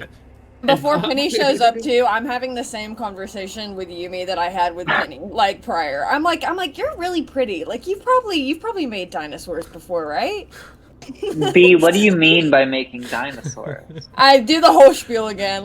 Well, Russ told me when you got a mommy and a daddy. And Oh, they love each you other very mean much. fucking. You mean fucking. You and It's Russ like- are going to be fucking. Just so we get to our R-rated capabilities here. That's what you're talking about. Okay, yeah, stick your pinky in his butthole and see where that takes. B's like, okay. Yeah, Definitely- the notes He earlier definitely from what they strikes saw. me, the whole time Yumi is he definitely strikes me as the type that he'd definitely stick a finger or two in his butthole during dinosaurs. During And, dinosaurs. and B right butthole. How many letters is a butthole? Yeah. You have 8? I think you're at 7. B-U-T-H-O-L-E. She knows No, she has butthole. 8. B knows Yeah, I'm butthole. up to wait, hold on. She's up to Words. 9. 9? Isn't she? Yeah, I'm Yeah, at 9. yeah. I'm at 9 letter Yeah. words. Yeah. You know But B I write He it knows as- what that butthole is. Yeah, I know plural too as well. But I Plural write it. butthole. She writes it as 2 different words. She writes butt and then holes. That's great. That's great. And I would say I'd probably be because I don't like splitting the party so much, but I would say I'd probably be going to find them. But I'm like, that drill this morning was nothing. It's not a big. I got big stuff to worry about right now. And it's so actually not going off in the advanced student chambers. Gotcha. I was in the main lobby. Yeah. Yeah. Okay, Yeah. you 3 are together. Mortonzal's there too, and Cleonile's about to walk in. Yeah. Oh, and there comes I Russ. kind of. Comes who? Russ. Oh. Love it. Yeah, Penny will kind of just share the information that with everyone present about the fake drill or what they peeped earlier about the lie, and so she's like, so I think it's pretty interesting that them not having us involved in this, and I kind of want to see what these heroes were up against or up to, so I kind of want to try to get a better look if you all are in. That's not a bad idea. Go about the competition, of course. Always. Also, teachers How are do you? dying. How do we get this better view though? Because literally the only way to get that view that they have is to be in the room that they're in while they're doing the shit. If only we knew someone with clairvoyance. I'm not gonna just post it at Clairvoyant. And you have no idea he can do that. Yeah, we Oh, have we no do idea. You know what's really funny If is only when I we got knew someone with clairvoyance. when I got back to my room, I was planning on casting it. I was just like, I don't know what's going on up there. But yeah, I'm just Tell us walking later. around. We'll know later. It's fine. Yeah, yeah. We'll know at a later point in like I can 9 try hours. to get to Viney. They have a better view of some things. Maybe they can see Oh something. yeah, that's true. Viney would be able to see some shit. But outside of that, I don't know any other way. If only you could get to her. Up there. Yeah, we just gotta get up there. If How do we she's get even to still there. Viney? Yeah, what's blocking us between us and Viney? What's between us and Viney? Oh, the new hothouse is like on the top floor. It's past Death's Door. But she took up a bunch of floors, didn't she? Her vine. Yeah. Yeah, but they Mine's like- destroyed a lot of walls, and the deal with Trevels was that get the item, or she's going to destroy the rest of Viney. Oh, I didn't realize. Yeah, that. but Viney still exists. Until she's dead. But she ain't. She is not dead currently, no. Penny has another week, I believe. Yeah, I got until the end of the week to get this thing. Which I need Saz math for, and his ass is out here protecting bullshit. God dang it! Yes. So I guess we're gonna go upstairs and be nosy. The only one that's just Okay. vibing right now. I feel like we're just gonna kind of be a fuck around and find out. We'll get up there and see what's in the way, and then we got a bunch of people with us. Someone can be helpful, right? Yeah, there's like a herd of us. We got Got a this. bunch of people. It's been a while since I maimed anybody too. I'm getting a little bloodthirsty again. Yeah, little I ants. did it earlier. I had to get that quench thirsted Right. I'm earlier. definitely like there behind B, like, you know you want that blood. You know you want that blood. There's like a little foam out of the corners of her mouth that like starts leaking out a little, and she just wipes it. Yeah, so I guess we're gonna try to head up to get as close to that, like where the guns are, the turrets are, to see like. All right, so as you guys are walking, Russ is just going to grab the back of Morton's and Cleonel's clothes and just kind of hold him for a second. Cleonel's like, what are you doing? He's like, just don't get too close to Bognak. He'll make you explode. Because the whole crowd's kind of walking close. Apparently his friends, it doesn't fucking matter, but just like, I'm just trying to save you from being all over the walls. Well, that's very sweet of you. I have a I didn't girlfriend. think Bognak was here. Is he? Huh? Oh, yeah, he's No, not he- here. Oh. Shit. I was like, is he just warning them? He was Never like, mind. hey, Never mind. like He didn't say any of that. I thought Bognak was there. My bad. Bognak's walking to his room. Girl from Ipanema goes walking into Yeah, Morton's always gonna be like, what the fuck are you even talking about, Russ? Never mind, I thought my friend was here. Fuck you. Everyone, fuck you guys. Yumi like turns around. Russ, shut the fuck up and stop distracting the group. I will Jesus. fucking tear your insides out, you penis head. Yumi's just like mocking Russ, like, oh, I'm gonna put him on a penis head. Have a nice calm walk. He's just gonna walk over like 2 inches to B's face and be like, I'm gonna fucking kill him, B. I'm gonna fucking kill him right now. You just wait And till B I just get... goes, you're fine. You're fine. It's okay. He's gonna whisper in your ear real close. I have a book coming, and I'm gonna fuck that bitch up. He doesn't like understand because B know- B's like, okay, like it's a book. You're gonna hit Yumi over the head with a book. I think Yumi's like head tougher. That's just what B thinks in her head. So B's like, oh, okay, sure, Russ. They went through worse. Did Russ Right. ever get his exploding book for me? I tried to give it back to him. I don't know if he ever got it when they You never came. gave it to him. Great. He's still gonna Like, expect it. speaking of, Yeah, I walk up to, now that Russ is here, because I guess I haven't seen him in a while, I walk up to Russ and I'm like, so I know you and, everyone's kind of around us, whatever. I know you and B are doing this whole dating thing, and I just wanted to say, I don't know what the dinosaur thing is about, but I do support it. And I was told to give this to you if I saw you, and I hand him this wrapped parcel that I had on me for, I heard it's an exploding book. I don't know if that's code for anything, but here you go. And I'm watching this interaction. Yeah, and he's gonna look at you, Yumi. No, it's actually not an exploding book. It's just something really wonderful that Yumi would want that I bought for her. Insight check. Do you have to insight that? Like, this is your mortal enemy. You know what? It was a nat 20, so I know anyway. What's your modifier? What's your modifier? My modifier is plus. Wait, insight. My modifier is plus 8, so 28. Okay. I was gonna maybe do like a counter thing, but that's so fucking good. Yeah, yeah, it's an exploding book and it's coming for you.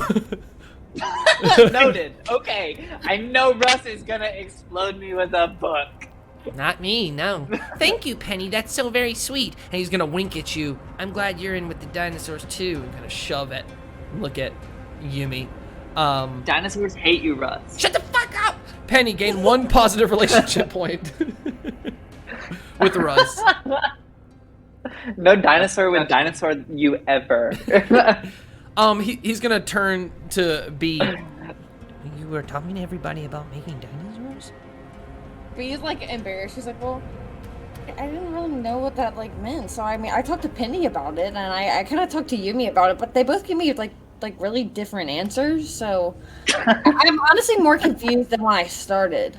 Yeah, I'm pretty sure you're using code, Russ. Like, do you mean having babies or like cross-pollination? Because that's what I was thinking, but I wasn't sure. Yumi just like, oh, he mean fucking. He mean fucking shit. Russ is gonna turn a bright green. Not green. What, you gonna puke, you little bitch, because you've been thinking about fucking? Is that it? Is that it? He get nervous when it come to fucking? Tell me, Russ. Tell us. Tell the group right now. I would like to say once again, this school needs a counselor. And then it's still just the girl from Infinite. Like the transitions back and forth. Again, Bognak, who grew up with like a bunch of adolescents and had to give the talk to multiple like teenagers. And I was like, well, here's how, like, you know, and you should go into it, blah blah blah blah. And it's like just hasn't been asked about it. Girl from Russ is just gonna take the package, exploding book, not exploding book, and just say, "Thank you, Penny." Just kind of like, you know, go to the railing behind, you know, where the postings board is. Well, yeah, I gotta look at my package, B. He's like so. You mean just there? We know you not be fucking. He's so ridiculously embarrassed. someone on Instagram to see if he's B hiding a boner. doesn't get it. I would have to like say too that like B doesn't understand like any of it at this point. Like B doesn't know what fucking means. B doesn't know like what making dinosaurs means. Like B doesn't understand that any of this is inappropriate. Innuendo. So, right. So B's just like, okay, see you later. And like just carries on. Ben, what did you say? I said someone needs to roll an insight to see if he's hiding a boner. He's turned away. Is this his king? Is this his king? And he's gonna turn the other way and stay the other way no matter where he walks. All right, yeah, you're at death's door. The door is closed. B, do you? It's like a door we can knock down. Don't worry about it. Don't worry about it. door- Like B's already the second the Penny was like B and we saw a door, I already go to kick it down. It's like a cellar door, so it opens out and onto death's door. Perfect. You know what I mean? Punch it. And that would go out into I'm like, the... I can still kick it though, right? I can still break it down. Yeah, you can like hold on to the railings and like use your feet, kick it. Silver Yeah, Fox fuck yeah. is blushing. I'm The sorry, 21. Dad. I'm sorry. 21, yeah. You kick that shit wide open. Boom, boom. It folds open. You see on the turrets are Sazmath and Roshk just like blasting. As you look to your right, you see this large figure, Warforged, kind of come up with a large red cape. Lightning and this big hammer in his hand. Lightning comes from the sky and strikes, and he shoots it in, and it goes towards the anti-magic, shatters on the anti-magic wall, and does not get past. Meanwhile, on his shoulders, flips up this woman all in black with red hair, who just like has like some spider designs on her outfit, and just jumps up and pulls from her belt this like zipline thing that shoots to the top of the school past where you can see, and just spins around, and you watch her around the side of the school go through the anti-magic wall, and Roshk just jumps off the turret and just battling it. Meanwhile, you see these other figures, this large green man just like jump up, huge muscles onto the side of the Dragontooth school at the very top where the anti-magic field kind of stops, where Corridors of Remembrance and Hothouse are, and it's just bashing the fucking rocks. And meanwhile, this like Warforged in all red who comes up with these big glowing hands, and he's like flying up with his hands and feet, and a volley of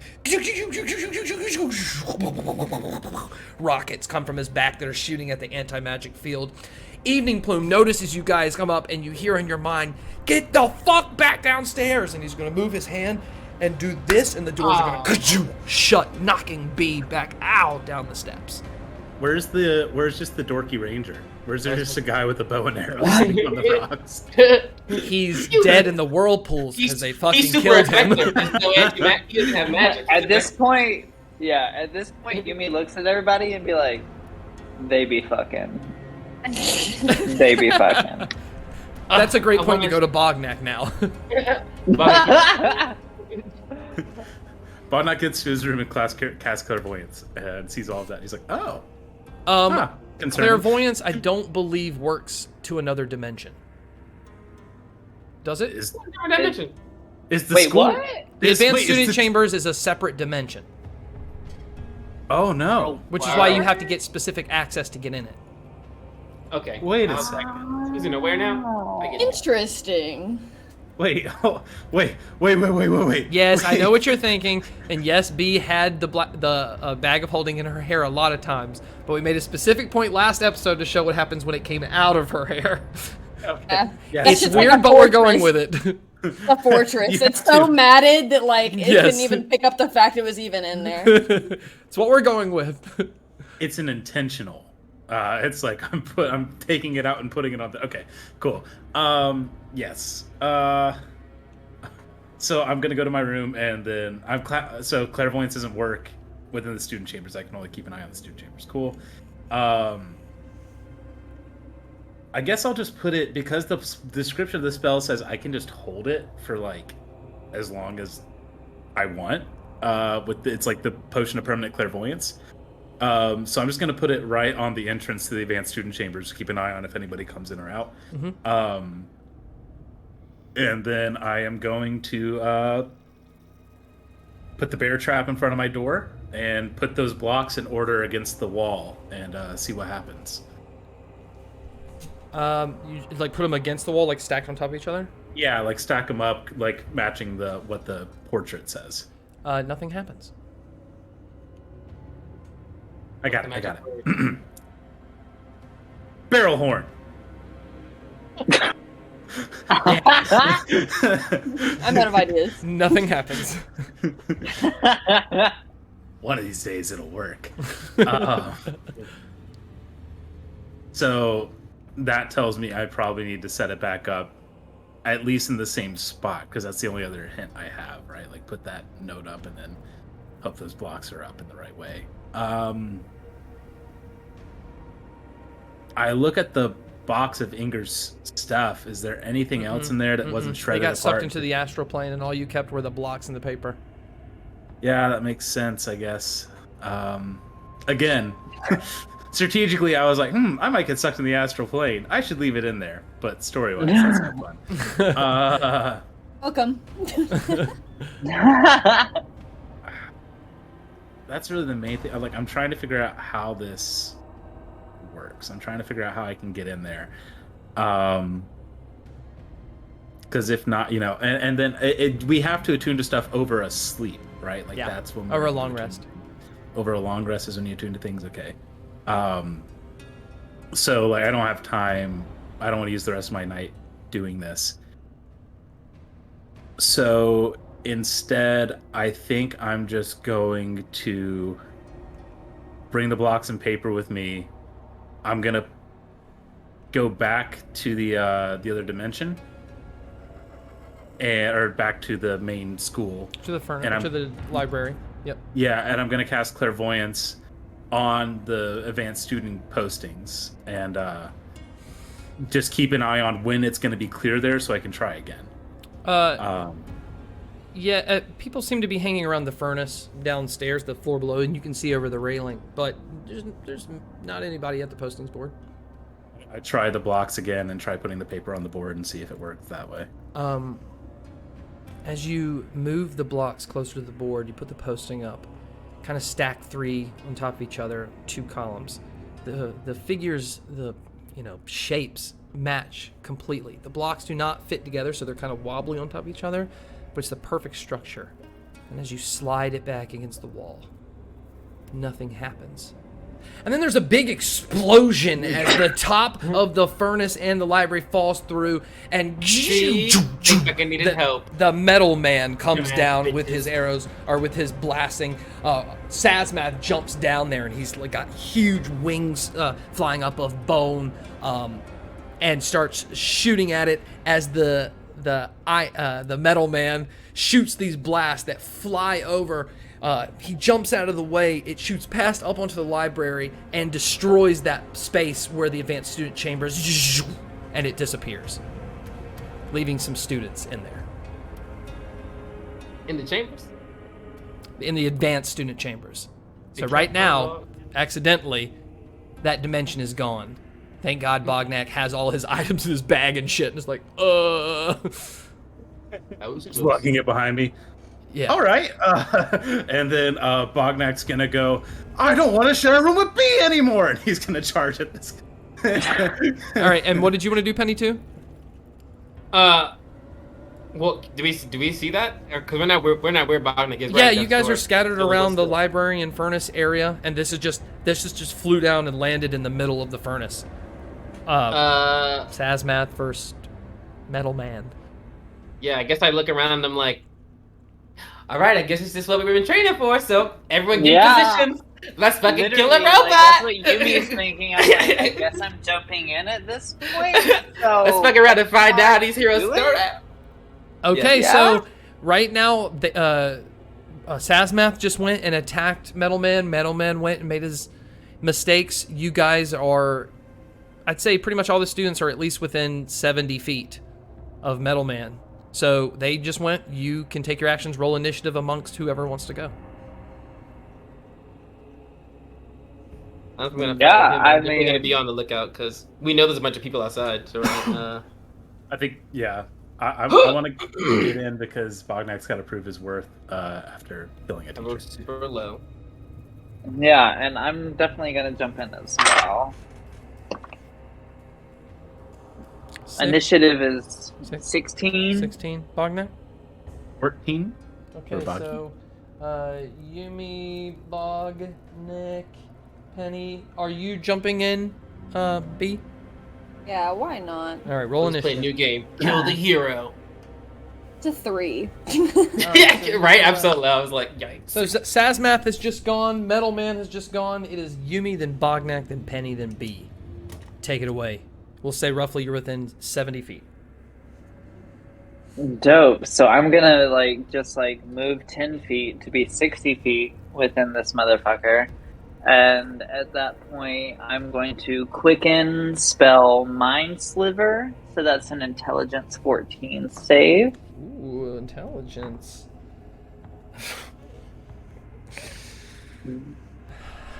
Fail.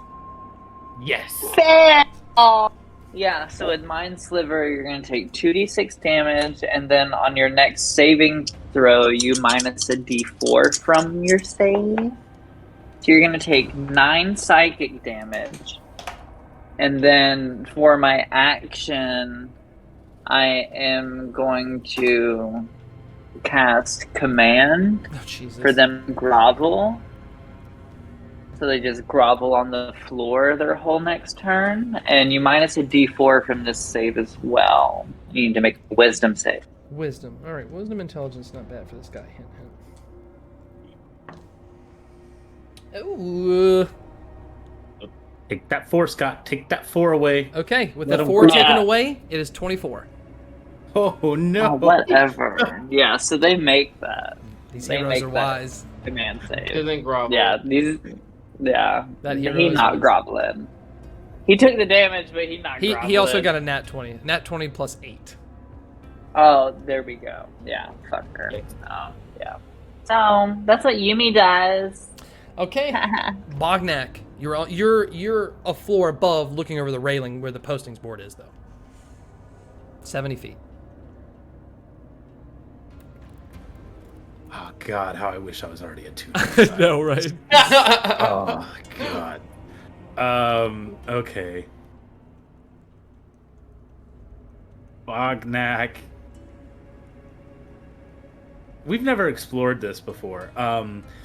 If I do the people's elbow off of this and just try and like brain this guy, is that equal parts fall 70 damage? feet. You cannot jump 70 feet forward.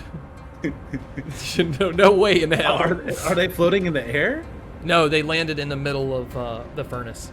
Yeah, that's what I thought it was. I thought it was 70 feet above. So like it was like only a couple feet out. You're so I above just, them. like, jump. That's what I'm saying. So it's like I'm 70 feet up, and they're like, No, you're not 70 feet up. 10 You're only feet 10 out. feet up, and you're 70 feet at an angle from them. oh, okay. Because I was about to say I'm just gonna people's elbow this, just jump down on him.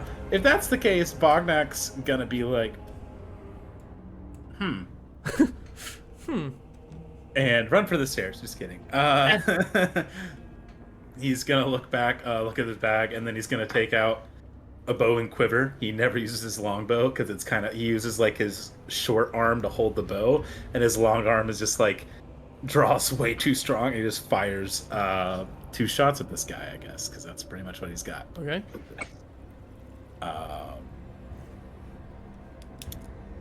So that will be a 16 to hit. It misses. And okay, well that's a 16 and a 14. It's okay. Both were only 1s for damage. So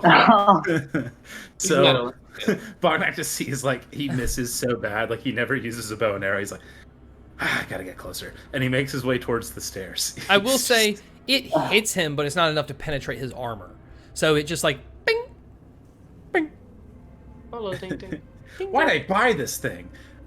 He puts it back, and he's just gonna like put some distance between him and this guy, and then try and get to the stairs so he can actually do something. Okay, so where you are at the postings board, you're on a floor overlooking the furnace. So right behind, like 5 feet, are stairs that go down this way, and then you're on the furnace and can run out. Cool. Yeah. So I'll just make my way, start getting down those stairs. All right, 5 to it, 10 down. That's 15, and if you got 15 more, you can go closer. Yeah. Is there any cover between me and him? Is there any any tables? Yeah, there's like I the can duck pillars that between? hold up the library second floor in the furnace. Yeah. I'm just gonna duck behind one of those pillars and kind of Cool. watch the situation. Yeah. All right. Penny, How far away is B from me?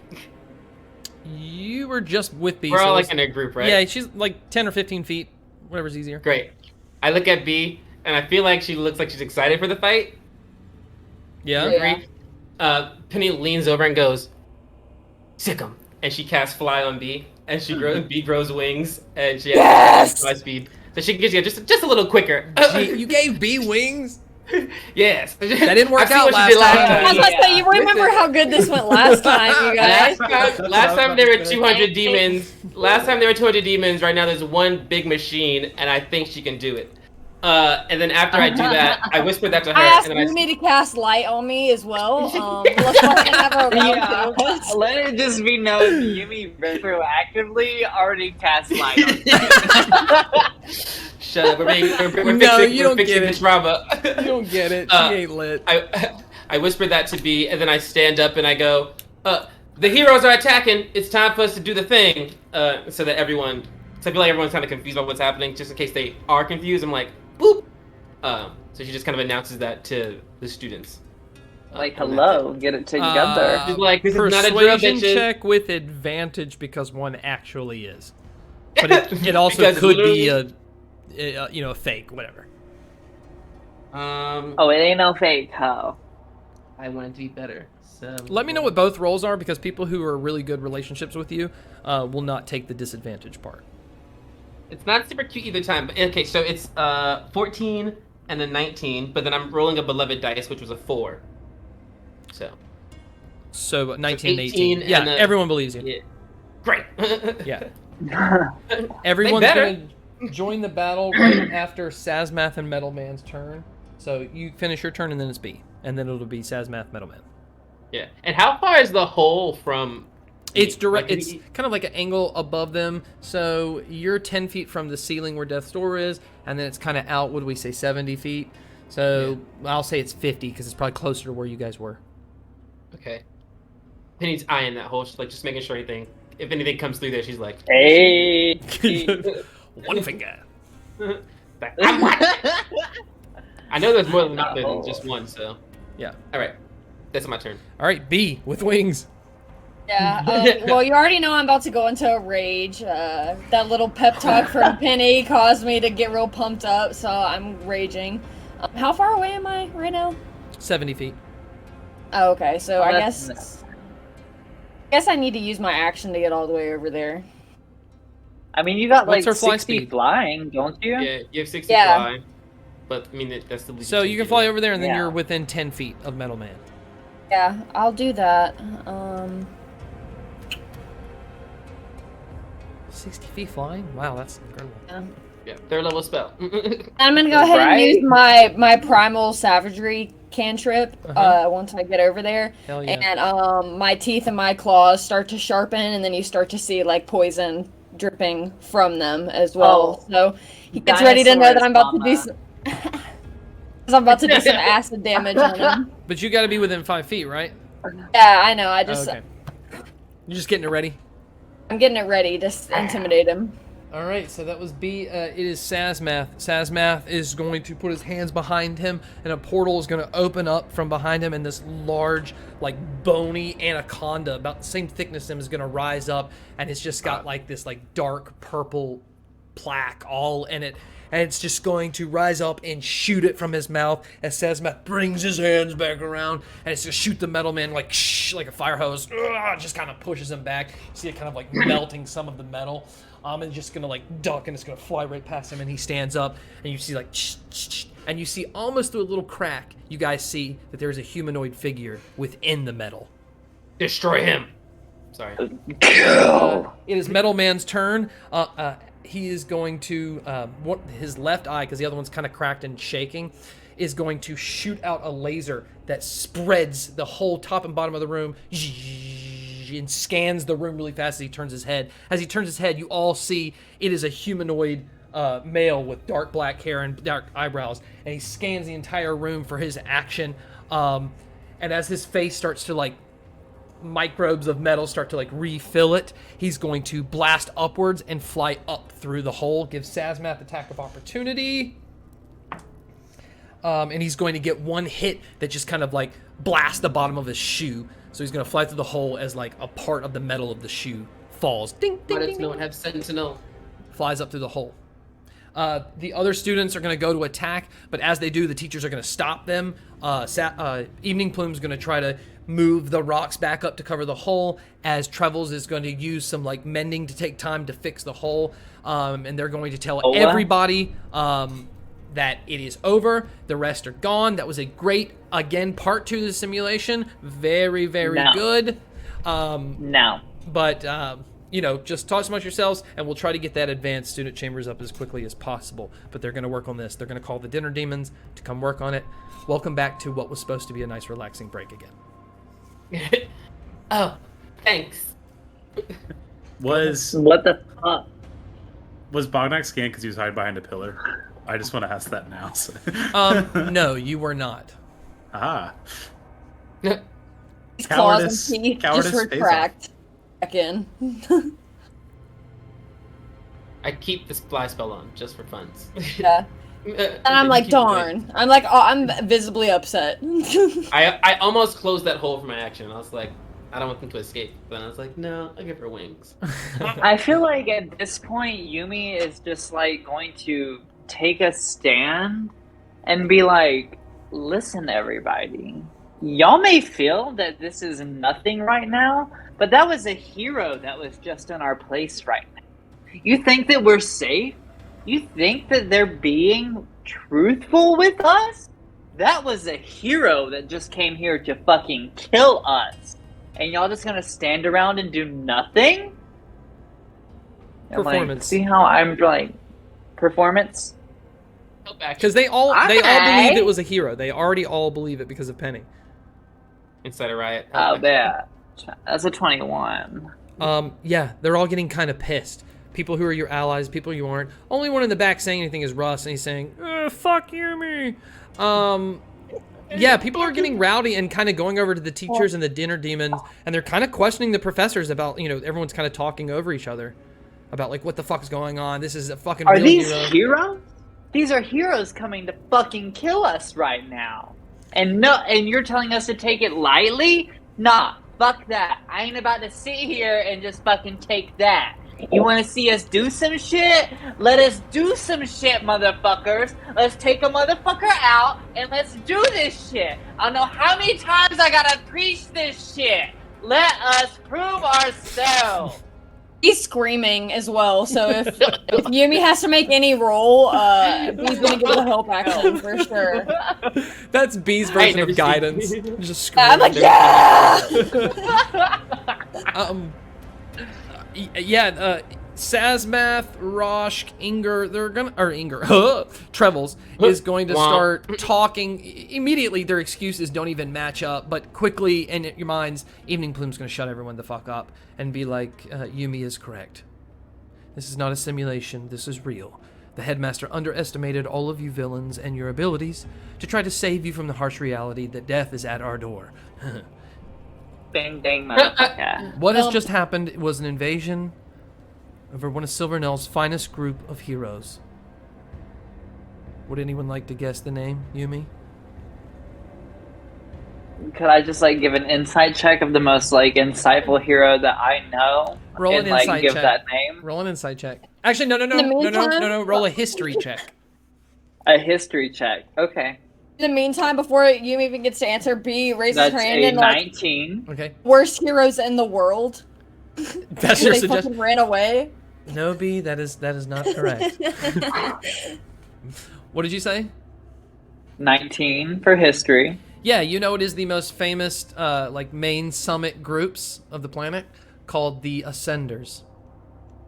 The Ascenders. Yep. We're about to get sued so hard.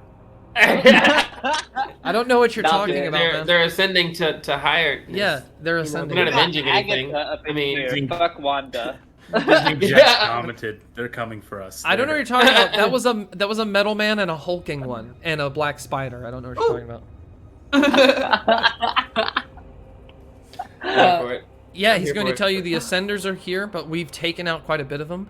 Now, what's going to happen is they're probably, now that they know where our location is, they're probably going to go back to wherever they're stationed, and they're going to regroup to try to come back. We have won the battle. If we continue to be headstrong, we will win the war. And I want to take this moment to tell everyone that there's not a lot of you left, and Yumi holds a lot of intelligence. You should listen to Yumi. Now, if you hear that, and you think to yourself, excuse me, yes, Skazi, I don't want to butt heads, but I'm just saying, I've had a lot of great ideas for when this happens, and Yumi is okay, but I have lots of good ideas, and I'd like to run them by you in front of everyone if you would like to. Does Gazi still have 1 hit point? No, she's taking a that's health the potion. She's question. got 9. Can I? Okay, well, bitch is about to go down. I'm like, can I punch her in the Can I face? attack her? If anybody We all wants to three surprise go in attack her, for go ahead. We all three punch her at the Yes, same surprise time. attacks all of you.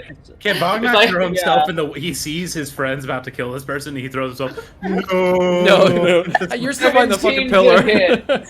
17 to hit. 17 I got a 23. I got a 16 to 23. hit. All of you roll your damages. Oh, dope. Let me go to that Me max, instead. baby. It's 6 damage. Good God. Listen, minus 2d10, so. Where's Oh, my minus other 5. 8? 8. She's dead. We already killed her. Yeah, I mean, she's... Oh, wait, here it is. So you can roll initiative, but like if the way combat works is if you go out of combat and someone's rolling death saving throws, then they'll just eventually become stable after some time Yeah. of being tended to. Well, I did 27 acid damage. Okay, well, she's in fucking pain on the ground. The whole class just watched you go after Skazi, and Eveningplum's gonna pop in your head, Yumi, and say, "Finish the job." I think Will everyone also do. yells, "Shut up, Skazi!" at the same time as we attack. Everyone watches as Yumi just attack after attack, adds more fails to that death saving throw, and kills Skazi. Eveningplum tells everyone Yumi will be getting 20 more gold a week. Good job. Take the body out of here. Everyone try to relax The heroes will take time to recoup. Obviously, they scan something of the room, trying to gain some intelligence, but we will not be swayed.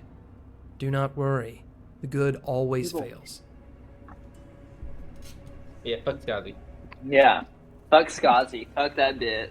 Skazi is now Killed dead. somebody. We killed somebody. Before, use my- well, I was gonna say use my- before Yumi gets the chance to like do anything with the body, B's already over there like with her nails like digging into her neck, trying to like behead her to take Get her it, like B. head Get and it. add it to her Get it. collection. And I'm just like there supporting her through the whole thing. All right. Roll a survival check to see how clean your cuts are. You I give her the help? your inventory. Yeah, you can like go down there and start cutting two of the throat. What am I rolling? Sorry. Survival check. With advantage. Actually, I'm sorry. You roll the same thing, but it's sleight of hand. The first one was a nat. Oh, I was about to say the first one was a nat 20, but No, sleight that of still hand, works. I I'm can just do a too. different modifier, but it's a nat 20. Yeah, it's Okay, very well clean. that was a 21. So Very clean cut. You have a severed head. It's gonna take you about 10 minutes to get the whole thing and the bone and everything severed, but yeah, in 10 minutes you've got Skazi's severed I can head. I just did it with my hands too. Jesus Christ. See, I'm not the only weird one.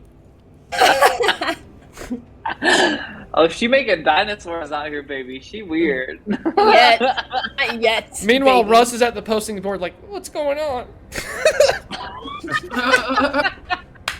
And Yumi's like down here coaching B how to like cut a head off. Yeah, You Russ is got gonna this bitch. You cut that shit. You Russ cut is that gonna shit. go You over to cut B it. and be like, can we talk?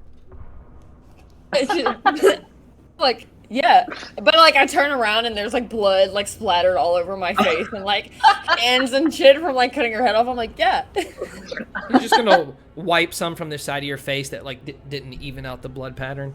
I mean, can we talk in privates?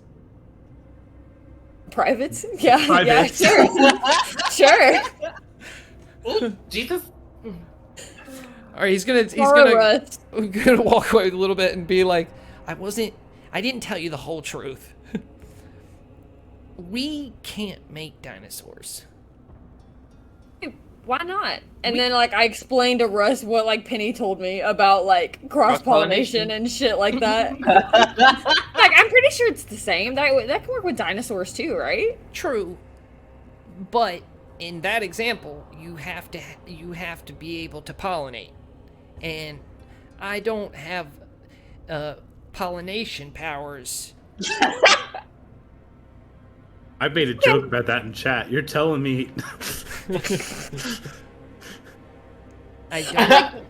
It's okay. It's B is still so confused. He's like, that's okay. Maybe we can make a dinosaur some other way. That's what Maybe I'm we saying. can adopt a dinosaur.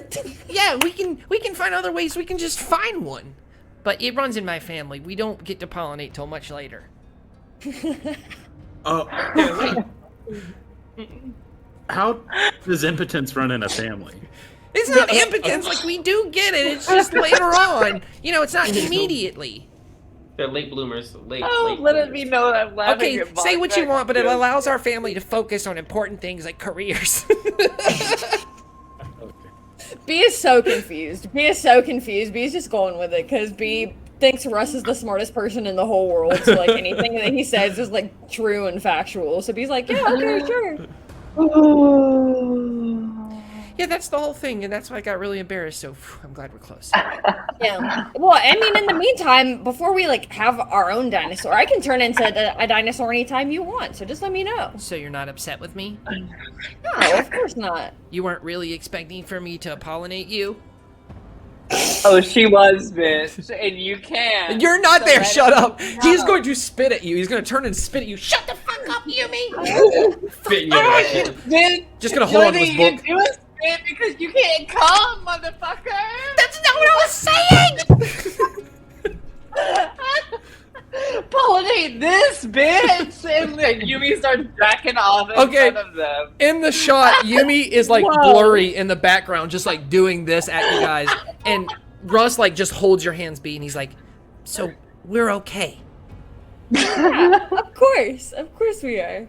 Gain one more positive relationship point with Russ, as he's then gonna just turn and charge at Yumi and just spit right in your face. So dexterity saving throw to avoid it or take it. Okay. Let's see That, what happens. that should be me. Bitch, don't even right now. That looks good. But you said dexterity saving throw. Yeah. Okay, that's a 16. Yeah, you just like goes right past you. Dodge. Like bob my head real quick. Nice try, bitch. Better aim next time. He's gonna run off to the advanced student chambers. Fuck, it's not there.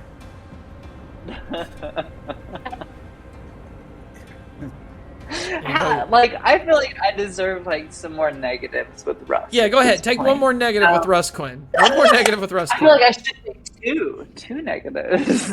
Oh my Okay, God. he's already plotting your murder. Let's not rush it. Right. He You're just right. throws an exploding book at your head. Right, Yeah. I'll bait them. You'll get another one once you find out that we kissed. I'm sure that would be the tipping point. Oh wait, You are now minus that you 5. mention it, and let me wipe my tears from laughing. Run! What? Guess what? What? Your love that you want to make dinosaurs with? I made dinosaurs with her mouth. Why'd you say it like that? Because Slowly Russ. unwraps the book with the twine Oh my god, and here the we brown go. paper. And he's just going to slowly, while looking across the room, open the book, and there's a big, like, wind-up wheel, and he's... and then shut the book, and he's gonna book it towards you. And with that, we're gonna take a 5-minute bathroom break. Oh my god. He's coming right for you. All right, see everybody Bring it, soon. bitch. You said someone calls a Hello, everybody. Welcome back to Puberty in D&D form. All right, so you said Byron on chat just redeemed a main hero advantage, so I'll go ahead and take care of that with a D4. B's 1, 2. Hey, is that Byron Puppet Master guy still around? Yeah, he's still around. Byron Larendale. It is going to go Yeah. to Yeah, chill. Penny. Penny gets that one. And then, also, was there a random problem put in? No. No, I we- begged for that one. was. We caused that one ourselves this time. Yeah. We didn't need to You guys are points the for random that. problem. All right, so Russ is going to charge forward. His he's going to take that book while he's running and just like run very anime lines and throw this book. Yeah, that's Um, cute. As he does, it But- goes right towards you and just catches in midair and then explodes within this bubble protection. Eveningplum walks into view and holds the explosion, and it just like fizzles out as Russ. Eveningplum, watch out! I'm trying to fucking kill this asshole! You will not be killing anyone, Russ. And just kind of like pushes back and he just. Hey! Yeah, bitch.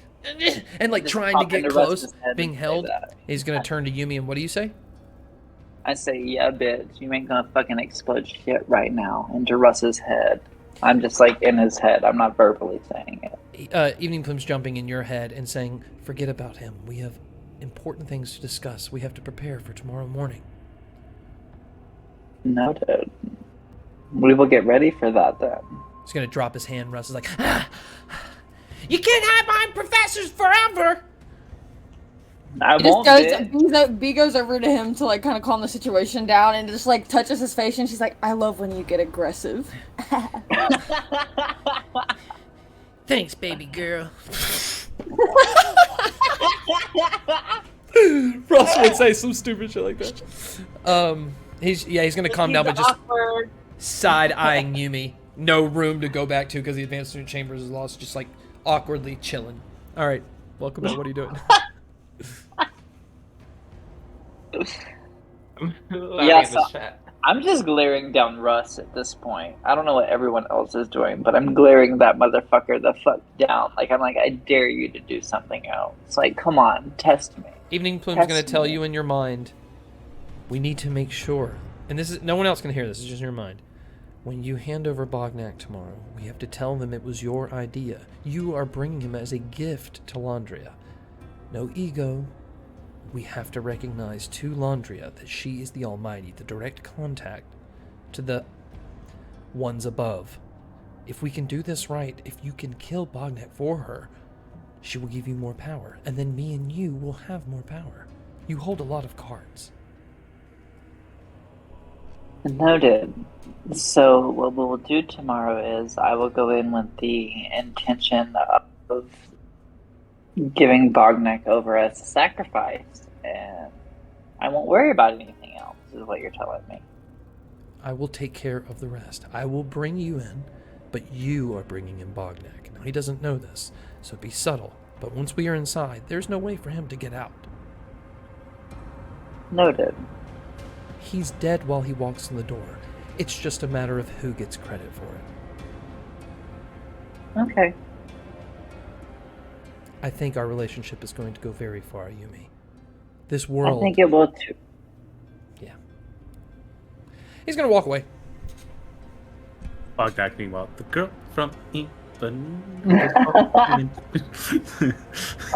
She says, What do you guys want to do? I have Looking for things. Sazmath. I also wanted to talk to Sazmath. Sazmath is not in the room. You make everything hard on me.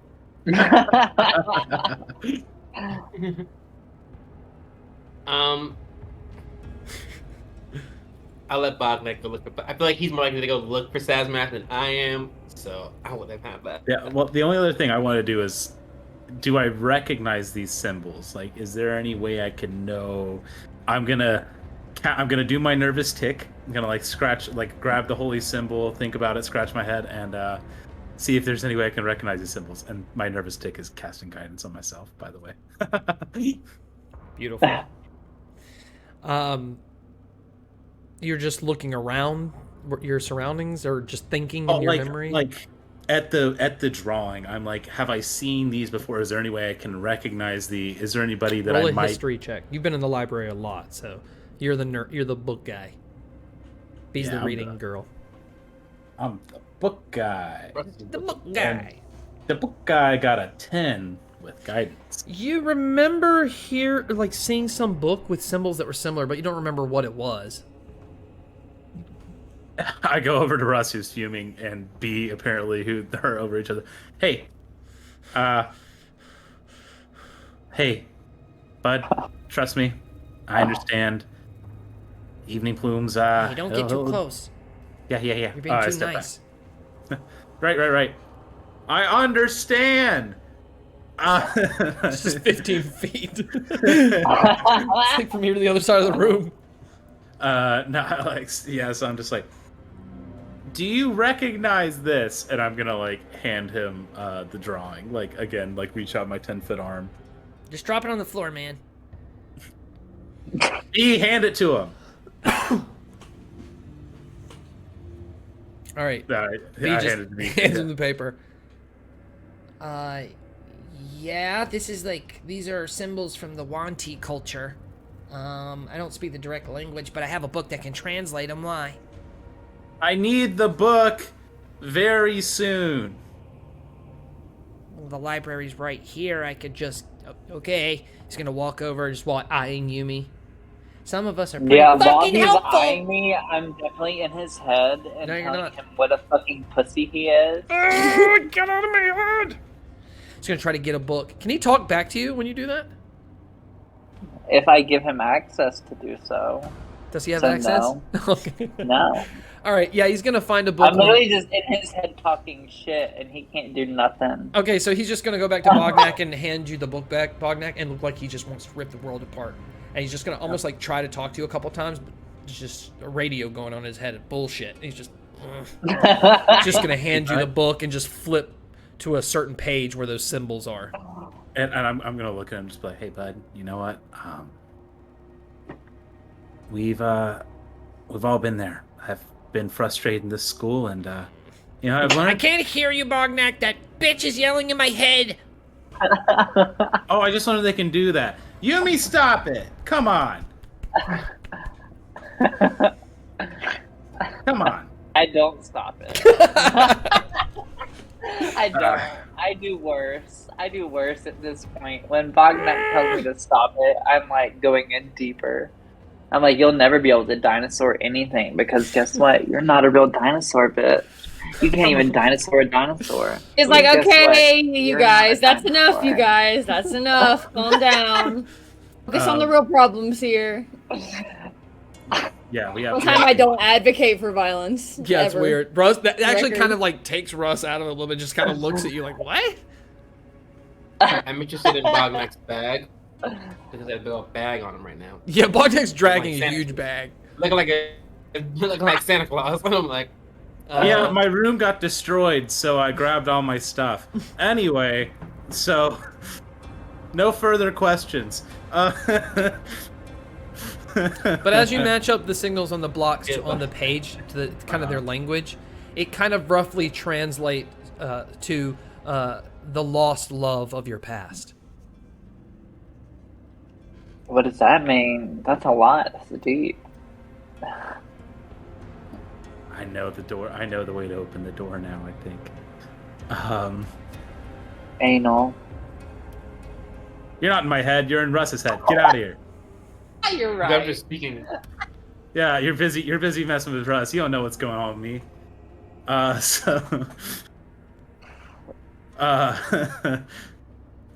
Again, things are kind of chaotic. As soon as I get the chance, I'm gonna keep my clairvoyance up there, so I can get back to that. Like as soon as I see like the closest clear, I'm gonna run to that door and try it because I think. Which I know- door?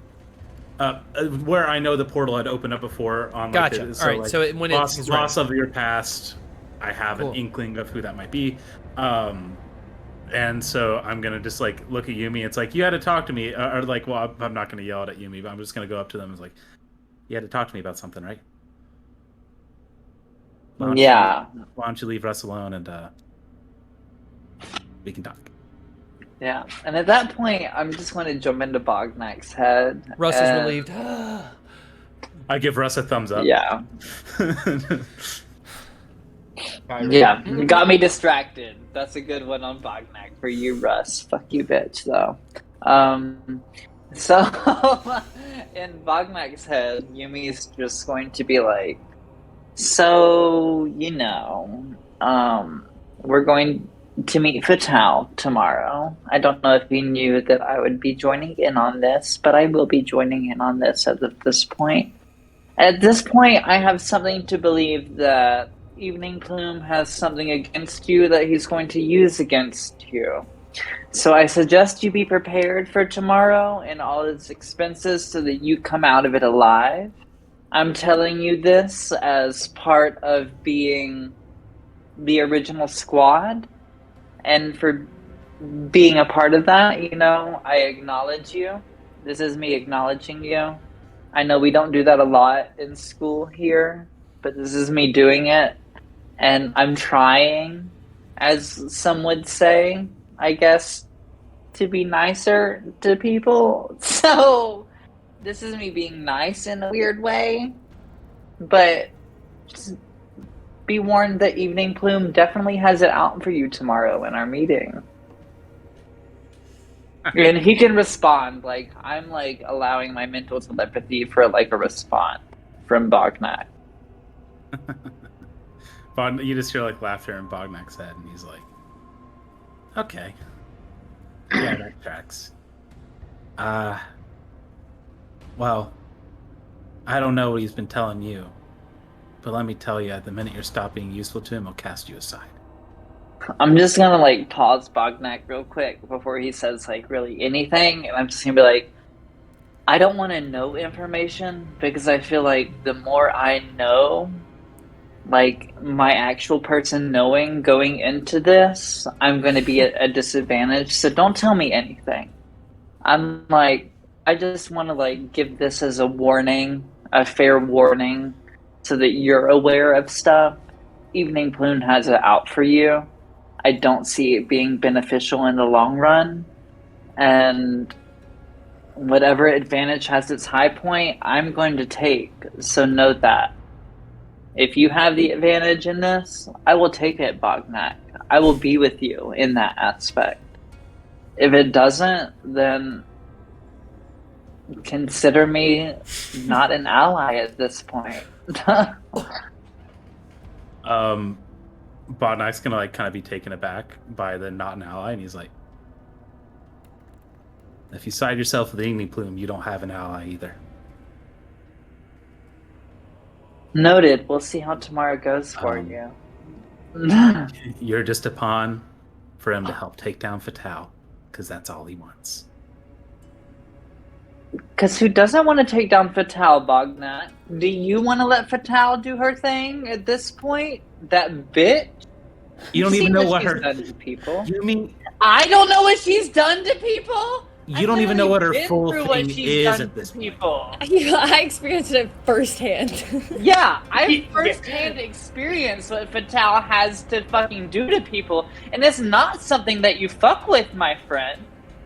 I'm like, as much as we want to be the good guys in this society, there's a point that we gotta step back and let shit be shit for a second in order for us to scoop it up and get it out of the doorway. Bognak looks insulted because he's like, you don't think I don't know what she does?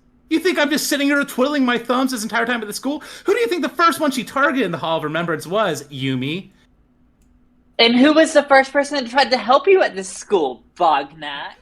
Let that take into place. Who tried to boost your persona at this fucking school so that you had a fighting fucking chance. Let's not forget that shit to begin with. I didn't ask for that. I'd rather be dead than be here right now. And guess what? I am dead. And I had a target painted on my back since that day.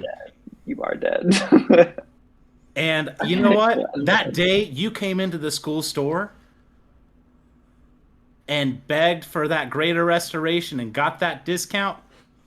I'm glad you don't have to live as ugly on the outside like I do. I'm glad you can have a normal life, Umi. But guess what? We're fucked if we stay here. We've got to stop Eveningplum, we got to stop Fatal, and we're not ready for that yet. I'm tired of being puppets in a plan. And you know, I appreciate the warning. I really do. But I'm not naive. I'm not idiot. And, well, I'm glad you let me know about Eveningplum. But I do have one advantage he doesn't know about yet. I know, and I don't want to know that advantage because he tells me that you know a secret that I don't know, that supposedly when you go, I will then know. So I just don't want to know, is what I'm saying, essentially. I do not want to know what is to happen, but you know, so I know that you know what will happen will eventually coincide with that shit. So just know that I know what you know, but I don't know what you know, and we know the same thing.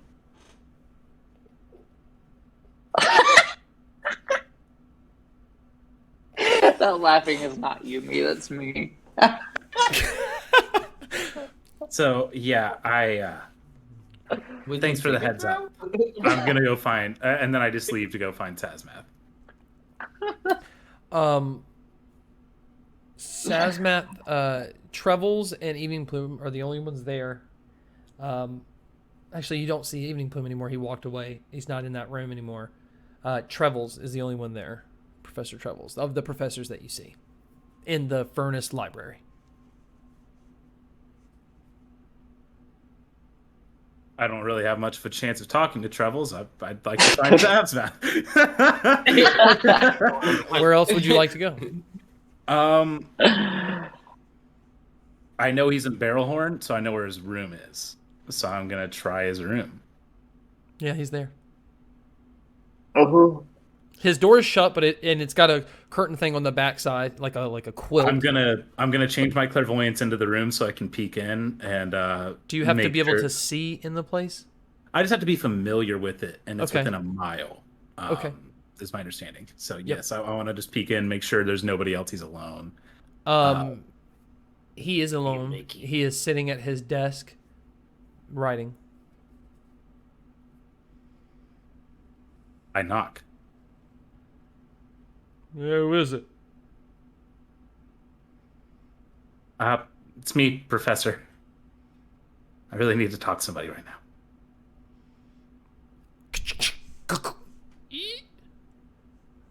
I don't have a lot of time to talk. I don't need a lot of time. I know I'm in trouble. And I know I recognized who you wanted me to side with, so I just have 2 questions for you. 1, can you prepare a scroll of Zone of Truth for me? Why would I do that? So everybody knows tomorrow what I'm saying is true.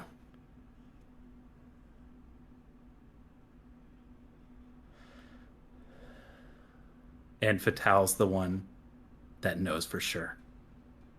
I will prepare a potion of Zone of Truth. I will bring it. We will all be there. And my second question is,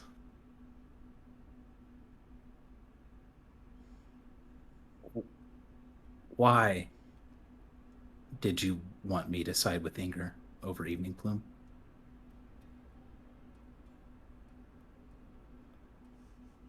You'll find out tomorrow morning. Oh shit! Good luck. Just know. Thanks, Professor, and just know, I know for sure now he's no ally of mine. He's no ally of any of ours. None of us. And I give him a nod, and I just walk away. And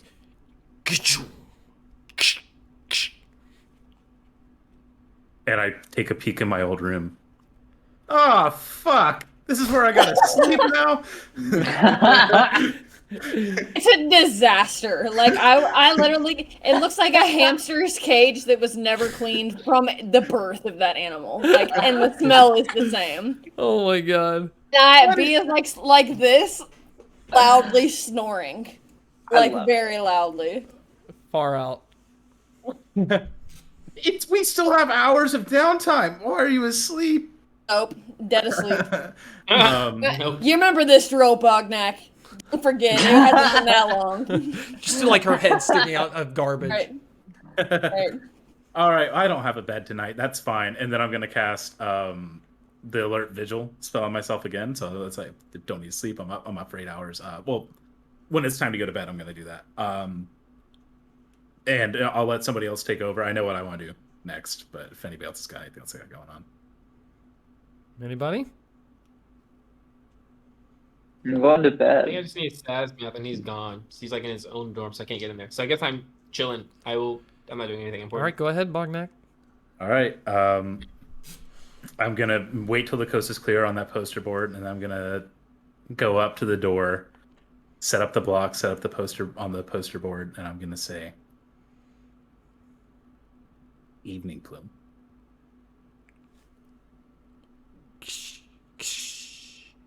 It's going to light up slowly on the paper. Some magic's going to appear. But then fizzle out. Ah, no. Horn.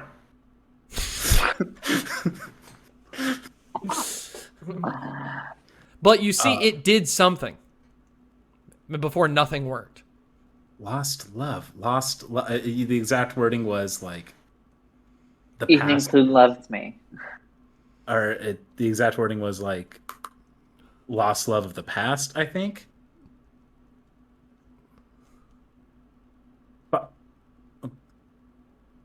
Bognak?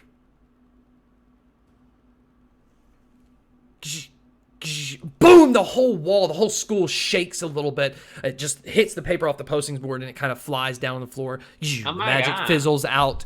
The alarm goes off for the heroes again, except the teachers demand everyone get back to their dorm. They will take care of it. Everyone is being shuffled man. to bed.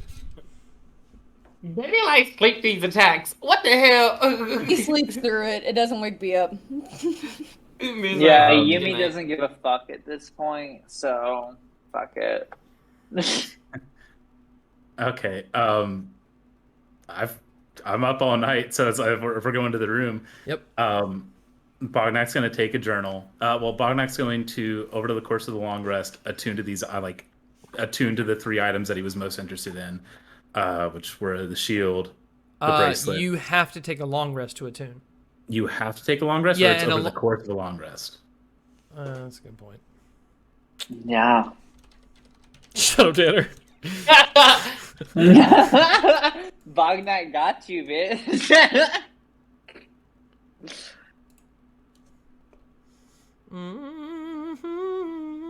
So I was just gonna be up journaling.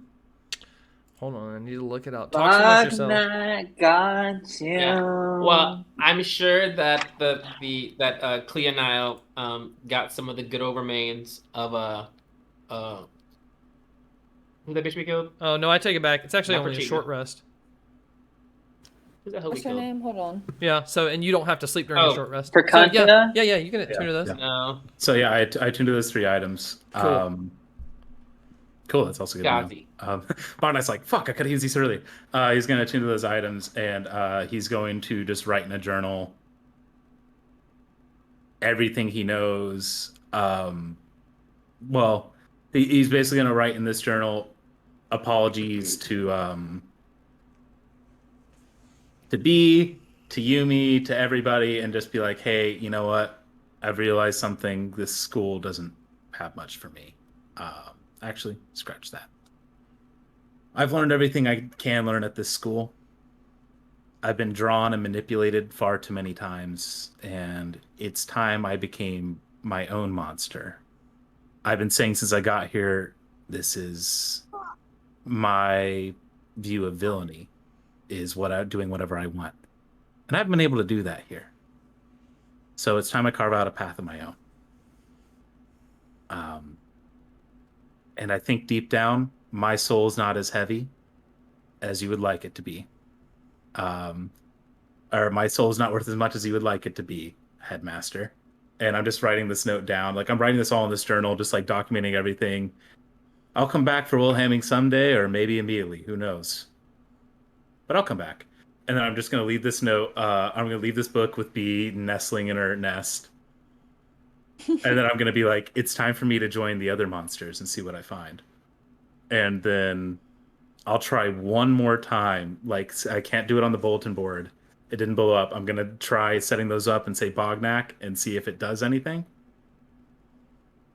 It goes lights around the doorway. Fades out. But it was much stronger than the last time. Well, Wilhelming. Nothing happens. Cool. That makes sense. Fuck Will. That was it. Oh my god. And then Bognak's gonna take out the whole of monsters, the dimension of monsters. Is that attuned? I don't have to attune to that. That's Son just a of a hole, I bitch. think. Hold on, let me look And up I'm gonna the take items. out Fuck. after I've attuned to everything in my inventory. I'm gonna take that out. I'm gonna take out the portable hole, and I just feel like Open a portal. time to take these monsters to the astral plane. I'm just gonna punch them together. Like, I just get as far away from B as I can, and say, or like, she doesn't need to come with me on this one. Boom, and Rip a hole into the astral plane. yep, and All right, you get sucked in. Here we go. Let's see the time dilation, and I'm not going to tell you what it is. I don't want to know. I don't want to know. I'm stressed. Wouldn't it be nice if we were younger? I don't like that expression. Okay. So you were in your room. Everyone else is asleep. You just wrote that and got sucked into the astral plane. Okay? This is actually perfect. You're going to have your adventure in the astral plane, and we're going to take a while there. But 6 hours later, you're coming right back. And we're going to skip to that 6-hour mark. And they're there to pick you up at your dorm. And you've had your adventure. So you will have all the stuff or no stuff or whatever you experience there. You know you're going to survive, presumably. So there's some plot armor right there for you. But you are there, and there's a dinner demon who has just opened the door. B is not waking up. And he just looks at you in Infernal and says, Eveningplum and Yumi are waiting for you.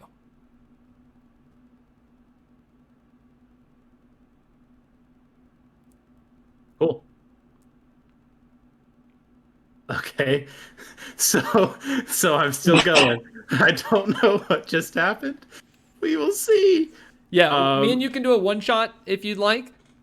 Yeah, that we'll see what happens. As shit. Bognak kind of cracks his neck and he's like, "How'd I get back here?" All right. You know what we can do in our one shot is yeah. that if it ends up you come back with all these different things or whatever, or things are completely different, what we're about to do can be a vision of what you think would happen if you went. But for now, we're going to play it exactly like this is actually what happens. Oh, cool. Yeah, sorry to break the game, my monster portal, Scott, but No, it works. It works. yeah, okay, cool. Yeah. I'm going to tell you right now, you're in there for a long time. I rolled a 19. Shit. You're in there for a long time.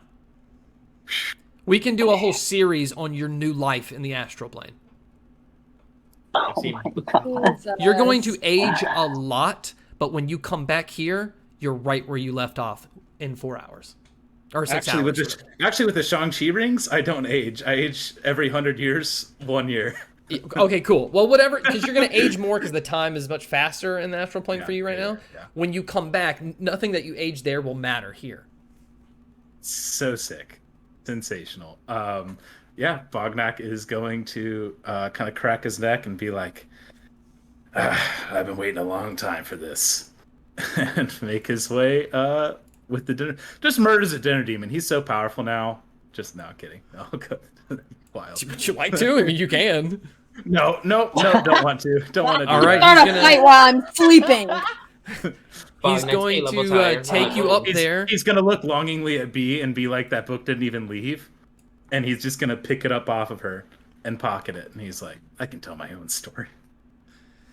You walk upstairs through the lobby up to the furnace. Yumi is standing there waiting with Eveningplum. Eveningplum tells you to come with.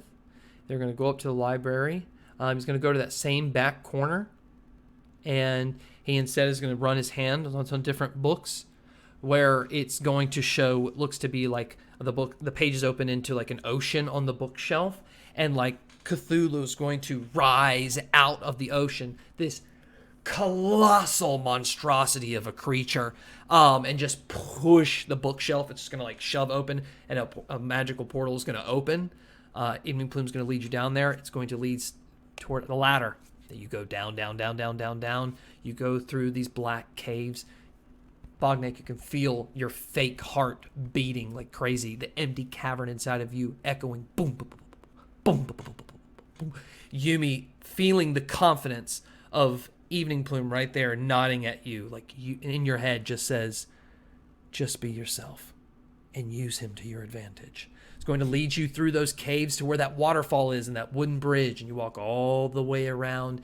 Then you get to that metal room and the infamous fucking door. Eveningplum's going to dispel the arcane lock, move the wheel, and slide it. And look back at you guys. Wasn't so difficult.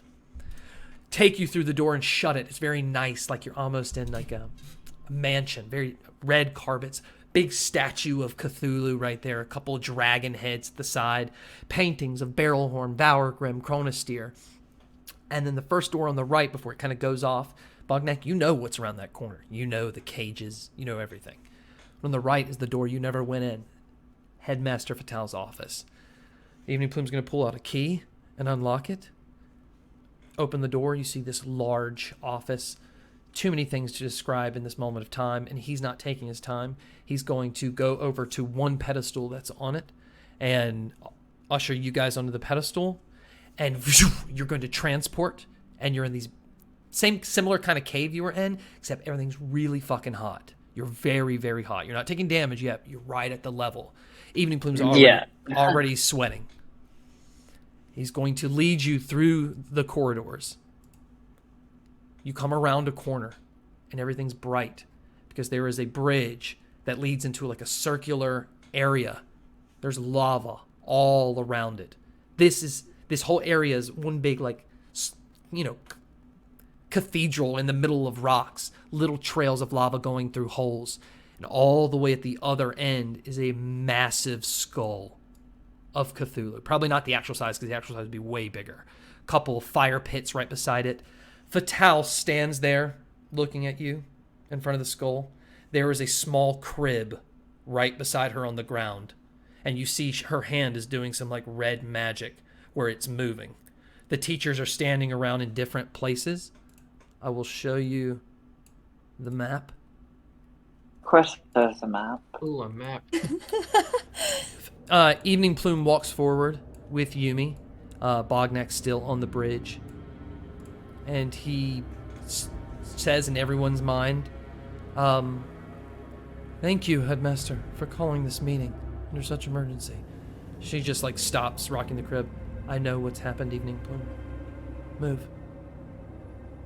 Yes, but I think you would like to know, Yumi here has a gift. Headmaster says, I know. Move. He moves out of the way and just looks at you, Yumi. And Headmaster just looks at you. Go on. You want me to go on? I don't know what he was going to follow up with, what he was going to say after my mastery of something.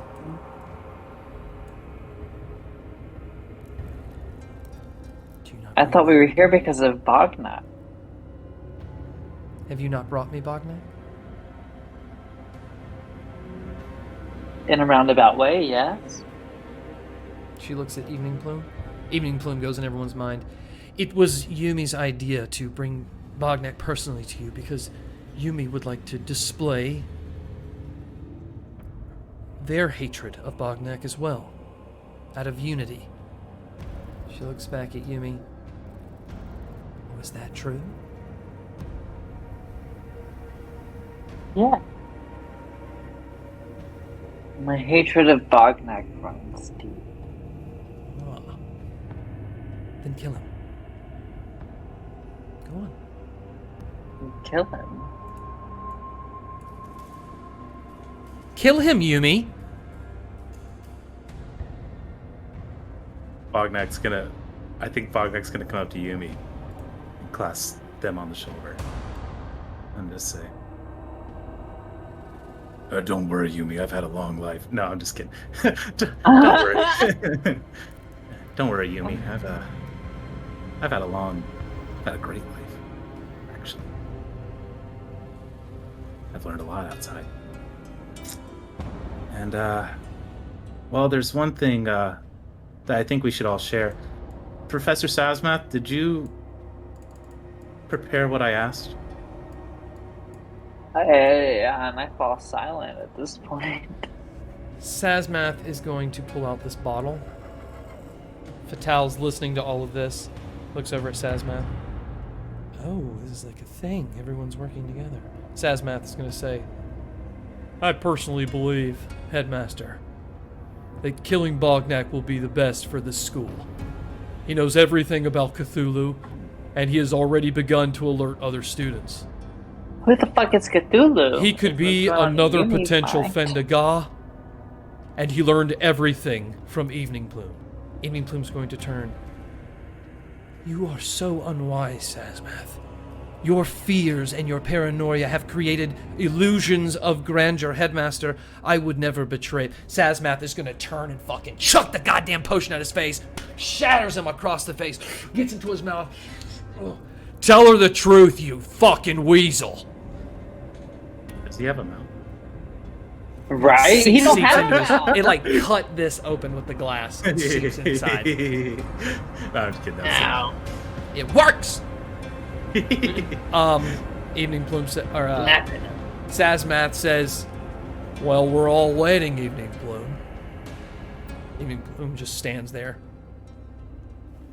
and says, oh, that's right. If you don't answer, you don't have to tell the truth or a lie.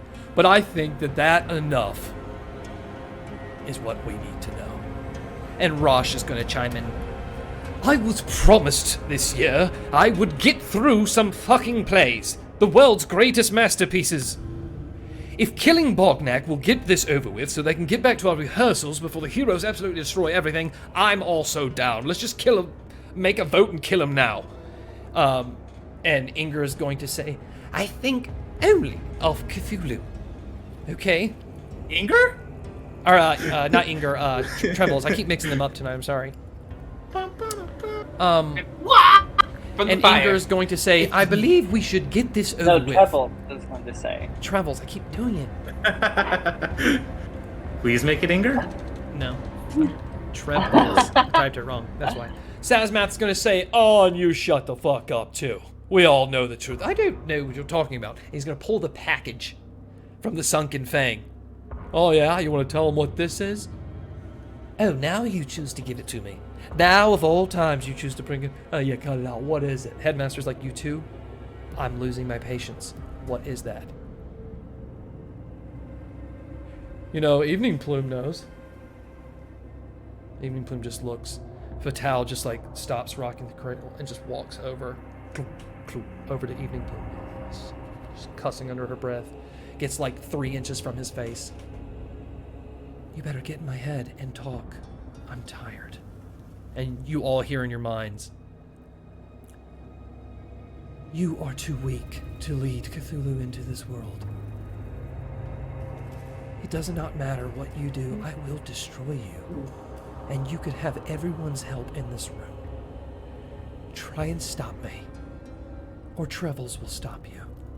She has the Under Ooze produced by Asgarath after he left, and she will destroy this entire place. Oh, he's not telling the whole truth. There's a potion, Trebles, don't be stupid. And you just see a large blue spectral chronosphere appears around him. Headmaster pulls back. Oh, really? You think you're going to kill me? What happens? I'm a vampire, Eveningplum. I'm just gonna go back to my spot. Have you destroyed it? No, of course you haven't. How about your spot? Is it still there? I just left my spot. Yes, it's there. Ah, but have you seen it in the past 5 minutes? You don't know I could fucking kill you right now and you won't go back. Put him away. He's just going to back up and look at everybody. Dimension door away. Bognak follows. No. Bognak uses his 10 rings and uses his flying speed to fly through the dimension door. I imagine Bognak's like saying all this out loud. God. Headmaster just like about to lose her patience. Are you going to kill him or not? Who's she talking to? Bognak, would you like to kill Yumi? At this point, I don't feel like either one of you are going to leave this room.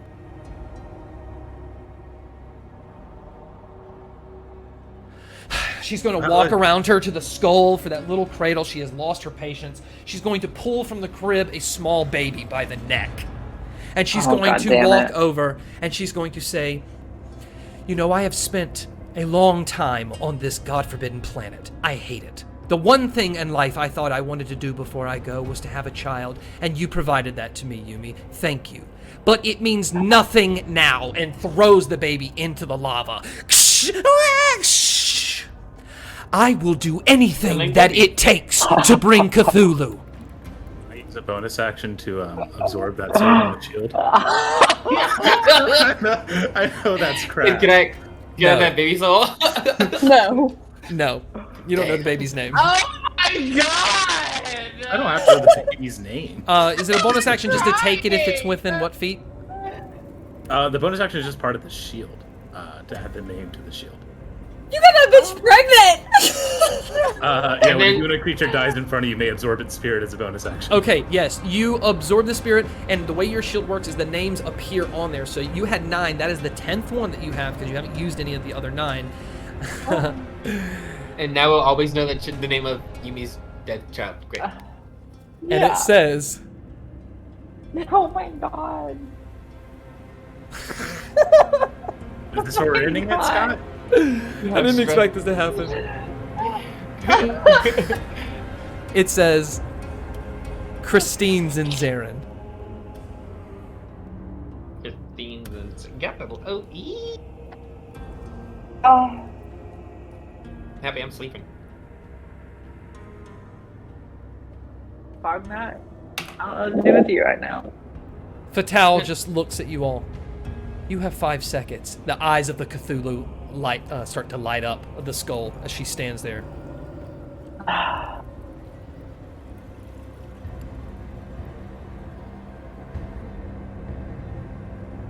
What does that mean, bitch?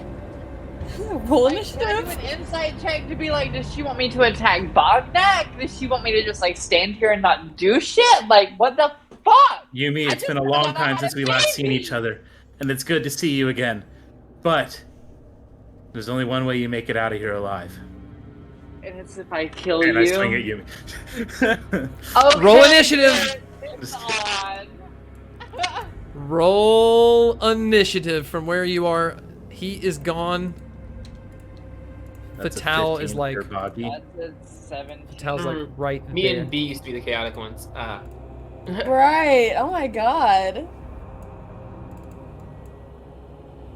Main player advantage. Main player B advantage. rhymes. Yeah. I'm dressed. All right. You better not extend this. You love putting yourself into it. The There you go, John. teachers are all watching. Who's going first? You guys have your own health, your own abilities. I'm gonna sit back and watch the chaos ensue. Yumi, I think got higher than me. Would I got we 17. Will we assume I leveled up at all? And God knows however long I was gone. Whatever you would age and stuff in that would not. Well, I guess you still would keep your level up, but no. But no. It's too complicated to do that. Yeah, that's fair. That's fair. It's not fair at that point. It's just a bloodbath. So yeah. Go ahead, Yumi. Oh, so it's my turn? You go first. Yeah, so I'm going to... What's the light situation in this room? Is it dim light? Like, what are we working with? No, it's well lit. There's lava everywhere. It's well lit? Okay. Then at that point, I'm going to Misty Step 30 feet away All right. to Sazmath. Like, to around the area that Sazmath is at, I guess I would Okay. say. Let me, I'm also move going to myself. ask that you guys you both roll 20 so that we can see it on stream. Yeah. I'll roll you through how to do that, Yumi, if you miss the buttons. No, that's fine. And at that point, after I Misty Step, I'm just gonna be like, Bognak, if you want to do this, then you move forward, and we're doing this. If you don't, then by all means, I will not think another thing, and I will do what you do. But if you move forward on this, we are not going back. Are you saying this out loud or in my head? I'm saying this in your head. All right, that's his free action to speak. Bognak. In my head, I'm just gonna say back, I really need you to trust me here. This is the only way I think we both make it out. Oh god damn it, this is some weird Bognak shit. All right, that was the free action. Here you go. Action, movement, bonus action. You're attuned to your items. Yeah. So Bognak is going to use his bonus action to activate his Shang-Chi rings. And you see now, and you look at him now, it's like he hasn't aged that much, but you look at his body, you see piercing wounds all over his body that seem to have like dented in. Like he looks like he's been really fucked up. He's got rings all up his arm, rings down his tail. He's got this shield that now says Christine Zinzaren on it. As well as many other names. Fucking surname on that shit. And you see just when he steps, you hear just boom, boom, boom, as his feet seem to almost shake the ground. These boots are so unbelievably heavy, and it just doesn't make sense. They're heavy to a person not attuned to it. So you're attuned to it. So they're pretty light for you. Yeah. I just want it to be dramatic. Oh, the flavor's delicious. I love it. So sorry. Yeah, no. That's training boots. 5, 10, 15, 20, 25.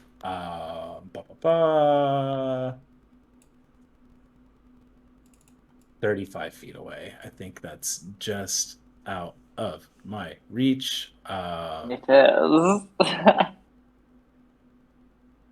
Fuse rings. You step Also, forward you though, gotta, so you it's gotta give somebody on. that main player advantage. Huh? Oh, that's true. That's true. Yeah. You gotta figure out which one of them's getting that main player advantage.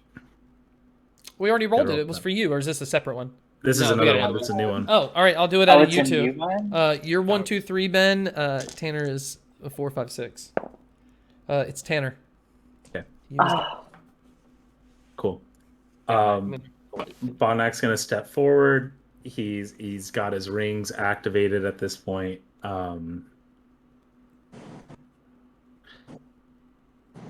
And he's just going to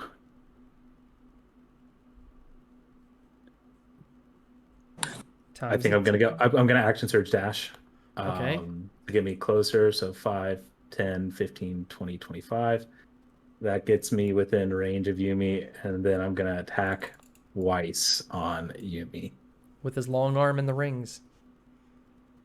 I'm casting shield, so my AC is 19. Okay, it's your reaction. Okay. Got long arm and rings. Roll it in. Roll 20. Yeah, so this will be a plus 10 to hit. Okay. Oh, what the fuck are you hitting me with? Yeah, he's pretty That's a strong. nat 20. That's a nat 20 in the stream Ooh. on the first one, Um. and then a straight 20. Tally up that damage. You don't use the crit damage on roll 20 because we do it different. Remember? Yes. Okay, so this is going to be because of the items Bognak has, and I'll say this out for the stream so we're all aware. Because he's wielding a shield, his attack only does a d6 of his regular attack only does a d6. However, because he activated the strings, he gets another d6, and the heavy boots give him a d8. So this is 4d6 plus 2d8 on the first hit. And it's crit, so you'll take the max of all that, then roll it.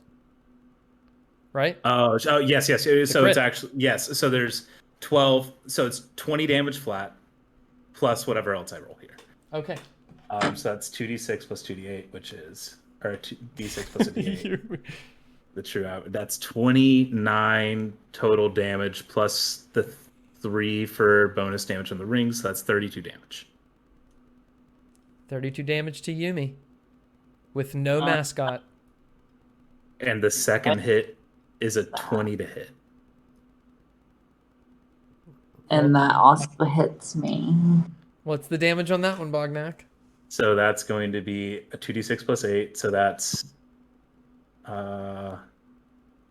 okay, that's only 10 damage. Okay. So 30 total. Yeah. So that's Bognak's turn. Yumi. Round Yeah, I starts- don't like the way this is looking. Round starts over again. You have your reactions. Oh, I forgot to add a superiority die. Oops. Oh, you forgot. The teachers are watching. Yeah. Yeah, the teachers are definitely watching right Cthulhu now. is watching. All right. So I'm going to quicken spell Chill Touch on Bognak.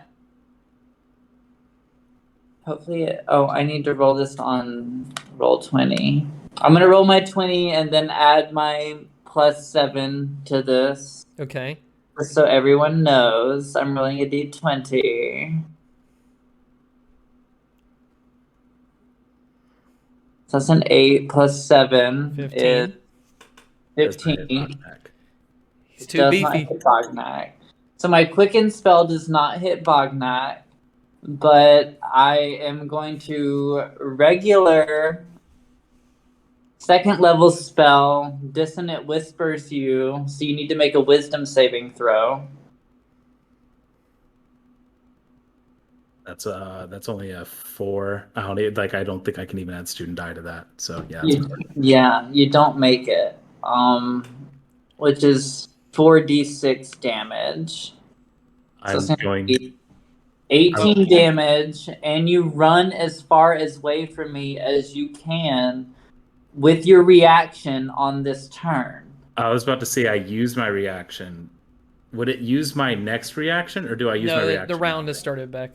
Well, I guess it hasn't gotten back to you yet. So, So would it be my new reaction? Like I can't take it again on the next turn? no, it's basically till it comes back around to you. Okay. So if there's 5 people after you, you use your reaction on your turn. You can't use it for the next 5 people. When it gets back to you, you can use it again. Right. But that's what I'm saying. So it's like when it gets to my turn, do I use my reaction to run away, or can I use my current reaction because it would reset on my turn? Did you just use you just used your reaction? I was going to use it in response to getting hit. But did you just use it on your turn? Well, that would be No. your reaction. Okay, then yeah, used you got it. to run away right now. Yeah, you still have your reaction. Because you didn't use it, right? Oh no, his reaction would be running away from me for Yeah. this turn. Yeah. That was my question. Would it be the reaction on my turn, or would it be the reaction? Could I use my reaction for something else right now? No, if you failed that, you have to use your reaction to do it. Cool. Yeah, so I take the full 18 and run back. Also, Tanner, you have advantage on that roll. On the chill touch. Yeah, that's right. Yeah, you just get advantage from Byron. Oh. Well, he didn't use it for that, so you can use it for something else. Yeah. Yeah. Yeah. So That's why I talked too much, and I was like, 5, 10, 15, 20, 25. So I run back here. Cool. And at that point, I'm going to use my movement during my turn to back the fuck up and go back here. Who are roll a Constitution saving throw? Should I do that on the thing as well? I get +5 to Constitution. So 21. Oh, you felt a very large presence creeping into your psyche. It was Damn it! almost by one pried into your mind. You almost lost control, and you can tell it's because you're right beside the Eye of Cthulhu. God damn! But you fought it off by 1. Noted. Noted. All right, Bognak. Um. You cannot use your reaction because you had to just use it. Well, I just used. That was what I was saying. So I have my reaction back now because I just used it. Oh yeah, because it's back on your turn. Right. Yeah. Right. Am I allowed to move closer to you again or no? No, you have to go as far away as you can. Or no, it was I just just reaction. did. That's what I said. I used the reaction to move as far away as I could. You tell us, Tanner. Yes, you, I don't know. On Dissonant Whispers, can I move again or no? I can't move closer. my spell takes your reaction. Ultimately. Yeah, but does it work past his reaction? Like after he did it for his reaction, is it over and then he can move towards you? Yeah, if he uses his movement to move towards me, but Cool, not yeah. his reaction. Gotcha. Cool. Yeah, so Bognak, you can. Cool. Bognak, you just see from the rings on his tails, he's just going to propel himself forward. He's going to use a bonus charge to fly. He can fly up to 50 feet. He's just going to get into range. Technically, it's like a ring spring, like a. Yeah, it's basically like, and so he's going to launch right here next to Rosh or next to Sazmath, and yeah, basically during this fight, he's going to lean over to Sazmath and be like, "Well, I thought we were on the same side here. You know, it's not like I can do anything about this, even if I know anything. All I'm trying to do is make sure I survive." And then he's going to attack Yumi again. Okay. So he's gonna make. I'm trying to shield again, just so my AC is 19. That's a 24 to hit. Oh, it doesn't God matter. damn it. Oh, that's actually a 27 because I forgot to add the +3. But yeah, 27. And then Yumi's getting their ass kicked. that is a 21 to hit. Or no, I'm sorry, that's a 14 to hit. So the 14 doesn't hit, but the 24 does. Silver Fox Webb, First just one give me done. clear advantage. Main player? Yeah. All right, I'm rolling for it. Wait before you roll your dice. 1, 2, 3 is Ben. 4, 5, 6 is Tanner. This one is Bognak. Okay. I'm not gonna. I don't want to Use your redeem the advantage. Well, you've already rolled your turn. So. Because this Yeah. one won't, but the second one will, if you want to know. So on the first hit, I am going to do a superiority die. I am going to do a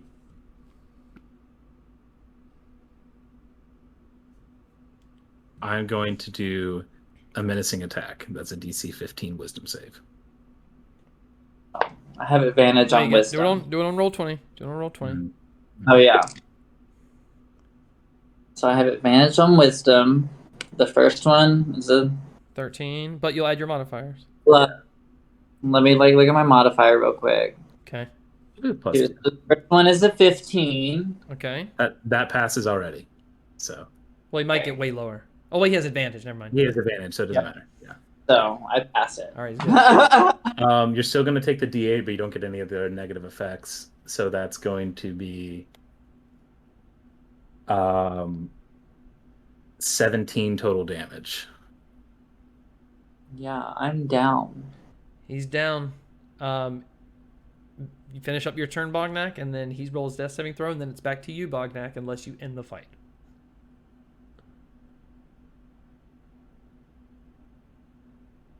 Finish him.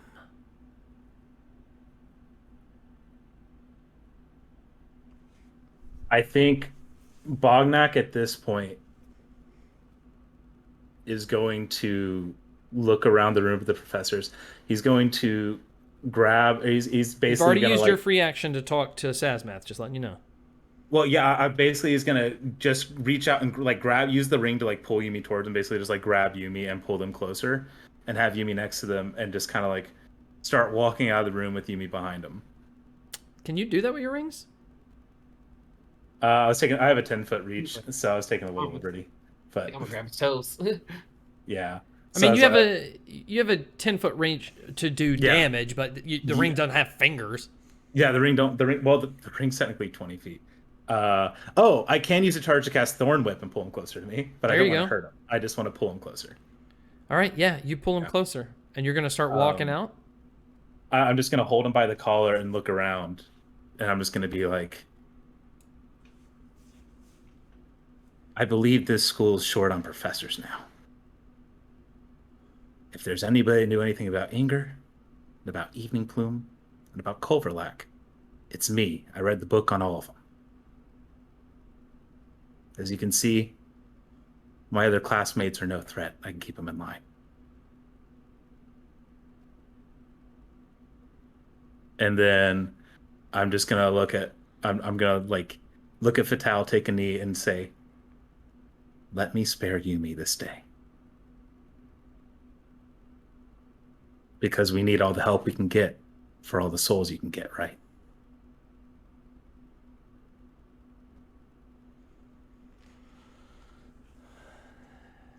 Headmaster's going to say, I underestimated you. I thought you were worthless. But then Inger and I made you again.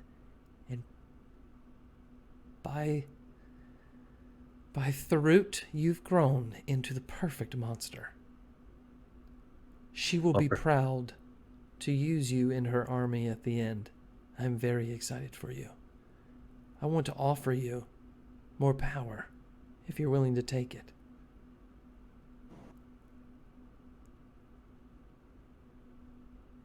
Only if Yumi's Zarin gets to live. That will not be part of the bargain.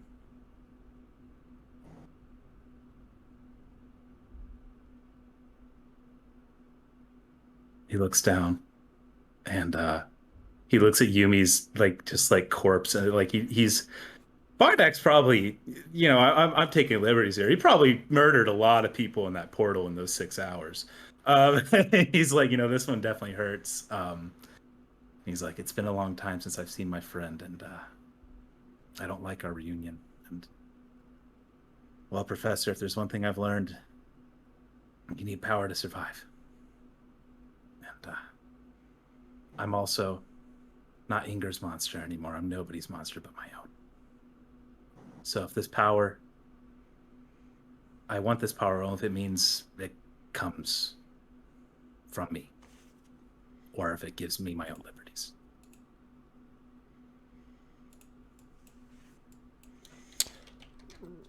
So you're accepting it, but only if Yumi survives and if it comes originally from you? Is that what you're saying? like originally, if it means I get to stay myself. Like, I don't want to lose myself for power. That's not what I'm about.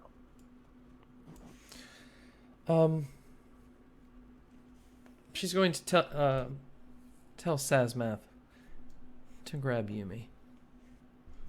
Sazmath's going to walk up, look at you. You did good. Give me the body.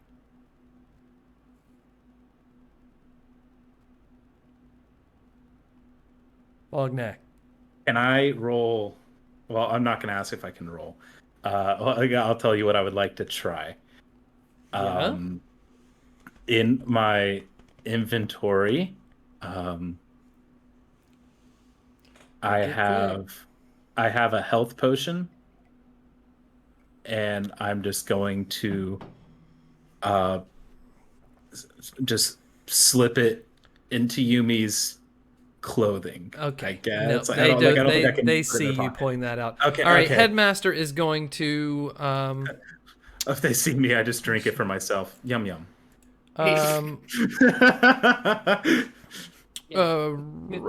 roll a Constitution saving throw.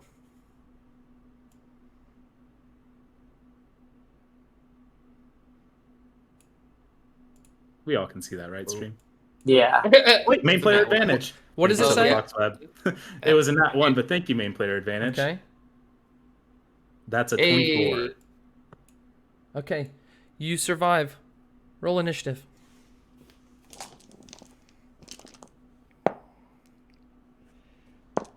Are both of us about to die right now? They rolled a 9, so what did you roll? I also rolled a 9. Also rolled a 9. Oh, what is it? Dex? Or intelligence? What is it? It's a dex. It's a dex. Yeah. Okay, they got an 18 or a +4 What? on dexterity. The dex is 18. 18 with Oh, your okay. +4 modifier.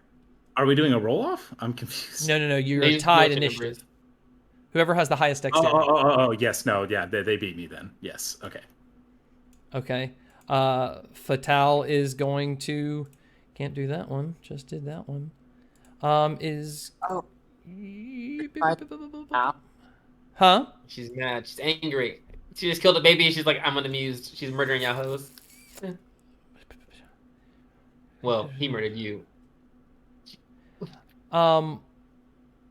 Bognak, you have under 150 HP, correct?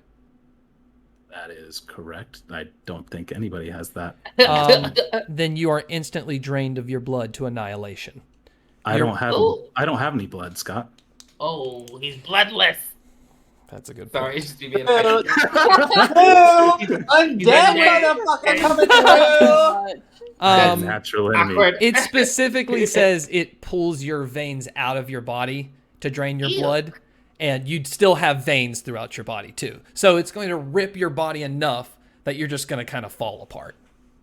Yeah, nice. And as you lay there with your last light flickering out, the souls of the shield moving up, Yumi's got like a little bit of health. Turns, both of you can see the souls flying above you, both looking up, see all the teachers walking up and standing around you, the bright light of the lava and Cthulhu's eye. As the souls move back, Yumi can make out just the smallest child that looks just like them, floating up into the air. And the teachers are going to cast a spell on Yumi, and both of you die. And with that... What's the spell? Awesome. Lights out. We'll come back for now what is going to be a very suspenseful what happens now, episode 25. Any questions? Go look at your face. Questions, comments, concerns? Listen, the baby got killed. We got what we started. What we were waiting for. It was a dead baby. What happened? Silence is so loud. What? I thought I had more time to get that little ooze potion. I'm kind of sad about that, but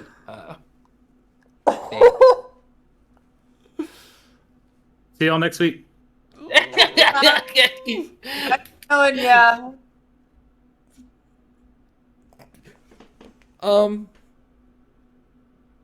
Bye. Bye, everybody. Bye.